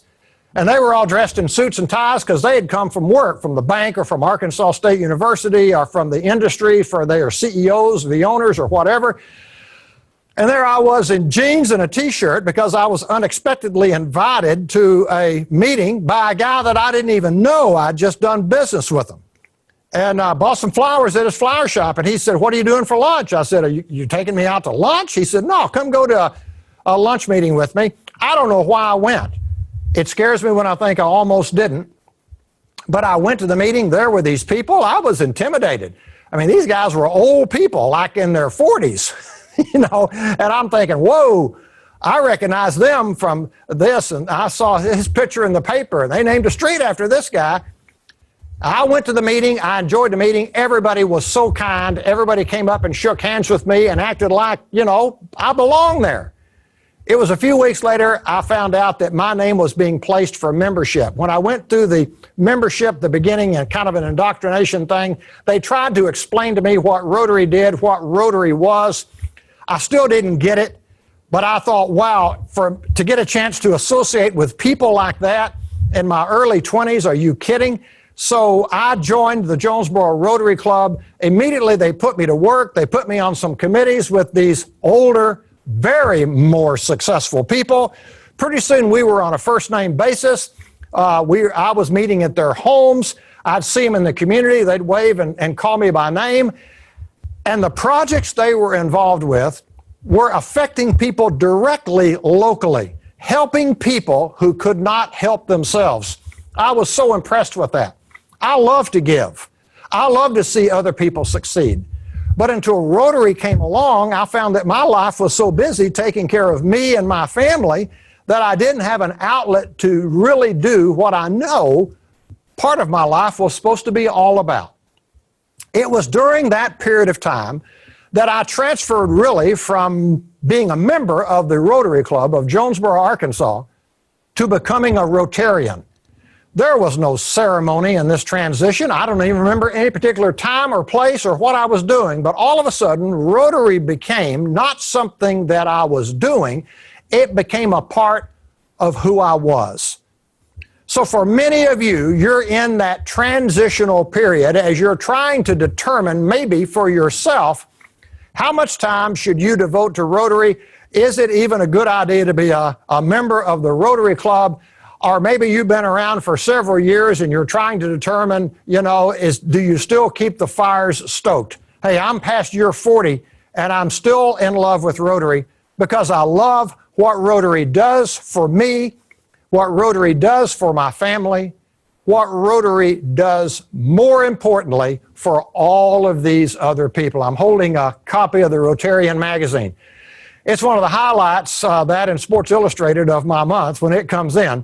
And when I read the Rotarian magazine, I'm seeing all of the changes in people's lives that Rotary is introducing, helping them get a better education. Your district is absolutely famous for what they have done in the terms of scholarships. Your district has gone out and helped other people's way of life in countries that probably the Rotarians will never go to, those of you in Kentucky, but you're donating and you're finding projects and you're finding clubs that you can joint venture with. And maybe you're helping them have cleaner water or more sanitary conditions. Maybe you're helping the youngsters get a better education.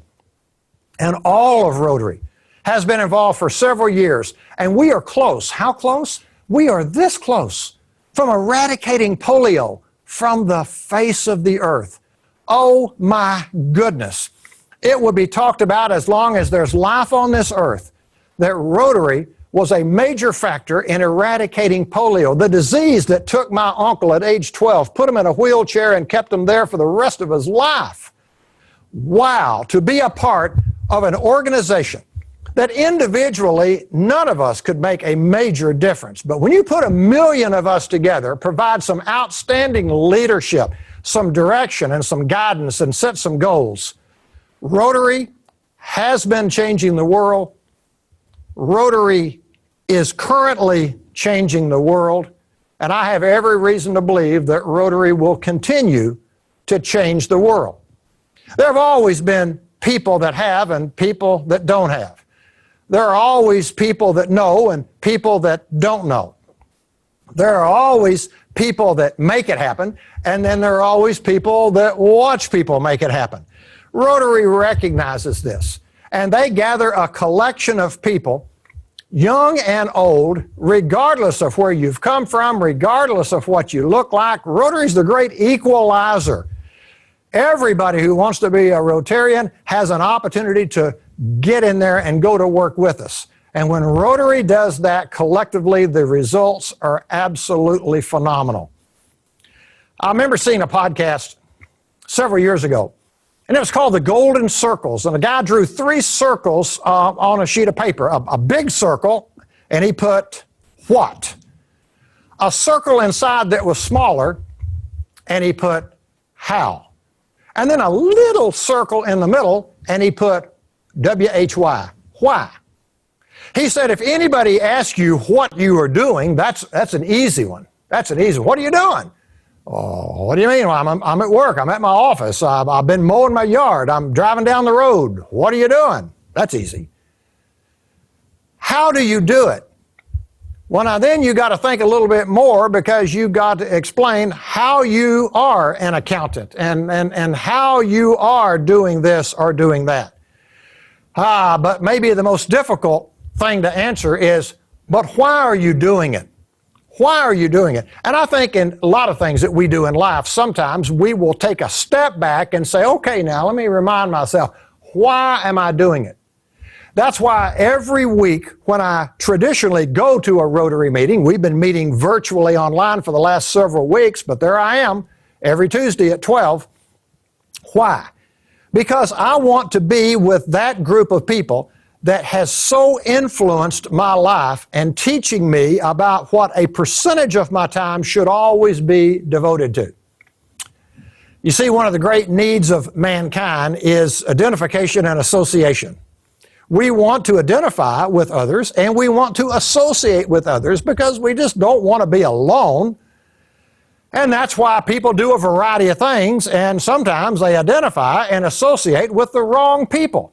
Well, one thing for certain, if you spend enough time with the wrong people, you'll start to be more like them than you were in the beginning. If you spend enough time with the right people, also you will become more like them. Identification and association. Stephen Covey said once that there are 4 things that people want out of life. Well, they want to live. And certainly we're at a time of our life right now where we're doing some amazing things like social distancing and other things because we want to live. Well, he said also people want to love. People want to learn. But people want to leave a legacy. Part of my legacy I determined many, many years ago would be my association with Rotary International and my membership with the Jonesboro Rotary Club. It's what allowed me to think enough of this organization and what they did to carve out time every single week. Busy times of my life, my career going up, having babies, raising kids and whatever. You can always find the time to do the right things. And Rotary's been a significant part of what I consider will be my legacy because we're all going to have a legacy. It's why when I travel around the world and speak to groups of 10 CEOs in a room or some coliseums with 10,000 or more people, whoever introduces me, I make sure that there is a segment of that introduction that talks about my relationship with Rotary. I believe it is so important. They tell a story about the Greek mathematician, the scientist named Archimedes. How that one time, trying to solve what he thought was an unsolvable problem, he simply went to a public bath, and as he lowered himself in the water, he noticed that the water level raised. Now, he'd been taking baths all his life. But in a problem-solving mode, you tend to get creative. You tend to see what's going on around you. When the water went up, when he went in the water, he thought, wait a minute. He got out of the water, got back in, got out, got back in. All of a sudden, he had discovered the concept of buoyancy. Wow, what a significant introduction to our lives for certain. They said he was so excited that he got out of the bath, forgot to put his clothes on, ran down the streets of Syracuse in Greece so he could go home and document all this, shouting, "Eureka! Eureka!" which is the Greek word for "I have found it." I guess what I'm trying to say in closing, that among all the other wonderful things that have happened to me in my life, all the other wonderful people that have meant so much to me in my life, when I list all of the things that I'm glad that I did, certainly one of those is the fact that I became a Rotarian and have devoted a portion of my life to helping other people's lives grow and prosper. To me, Rotary has been a eureka moment. Thank you, Ray, for all those great motivational words to close us out today. I will have to tell you all, I hope you knew I was telling you the truth when I told you he was one of the best speakers that I've ever heard. I will remember, I don't know, probably a year or two ago, that Travis called and invited Mike Cole and I down to Bowling Green to hear his dad speak. And I thought, oh, Lord, yes, that's just another son wanting to hear his father. But Travis, it was very much worth the trip back then because he was so good. I come home and told Nancy, I said, we got to have him at district conference. And so thank you for getting your dad to speak. That was wonderful talk, and it was very motivational. So I want to thank everybody that's been a part of this conference. I want to thank especially all the Rotarians that have been with us this day, the 3 hours that we've been on. I want to thank you all for being part of it. I want to thank everybody that had any part at all, any participation in this conference, because it has been a fun time. I have to tell you all a little secret. 2 weeks before this, I went to Nancy and said, I don't know what I'm doing. I don't know anything about this. So I think I'm going to just shut this down. I can't do this. And Nancy said, that's not you. All you ever do is surround yourself with people stronger than you are. And you're surrounded by those people. And I want to just tell you, I am surrounded by them.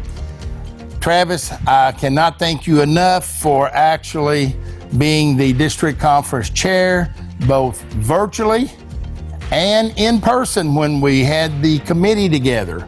And so you've gotten to do both. I want to thank the committee that met with us several times and did all the work that Travis talked about at the hotel and the food and everything. I want to thank you for all you did. And then when we get to this point, I want to thank Vid Monster Productions for all you've done. And then I want to thank you for letting us use the production studio. I think it's been wonderful. And so I really appreciate all everybody's done. And I also want to thank Brooke Haynes for all of her work and everything she's done to make this conference successful. I appreciate Lee Perry for having introduced us to Brooke, who has really helped all the clubs during this time. And I just want to thank everybody. As I told you a minute ago, this is a wonderful district. I love this district. And I don't want you to forget tomorrow, because from tomorrow from 2 to 4 Central Time, you want to tune in for the Bear Hugs virtual stuffing. And that's when we're raising, Nancy, my wife, is in charge of that service project, and she's raising $10,000 for Polio Plus, which, as I said before, will be $90,000 that we've given to Polio Plus. So make sure you're on here tomorrow from 2 to 4. And we have a special announcement here, as I'm gonna take over the stage one more time. We have a gift that we want to give you. And this is, of course, the Rotary theme from 2019 to 2020. This is the theme flag, and it has been signed by every single club president in Rotary District 6710. We're all proud of you. We appreciate your leadership, and we want to give you this gift. Thank you, Travis. Thank everyone. Every person's name's on here because I got to know all of you. I was lucky I got to travel to the club. So thank you all so much. And it has been my pleasure to serve you as district governor.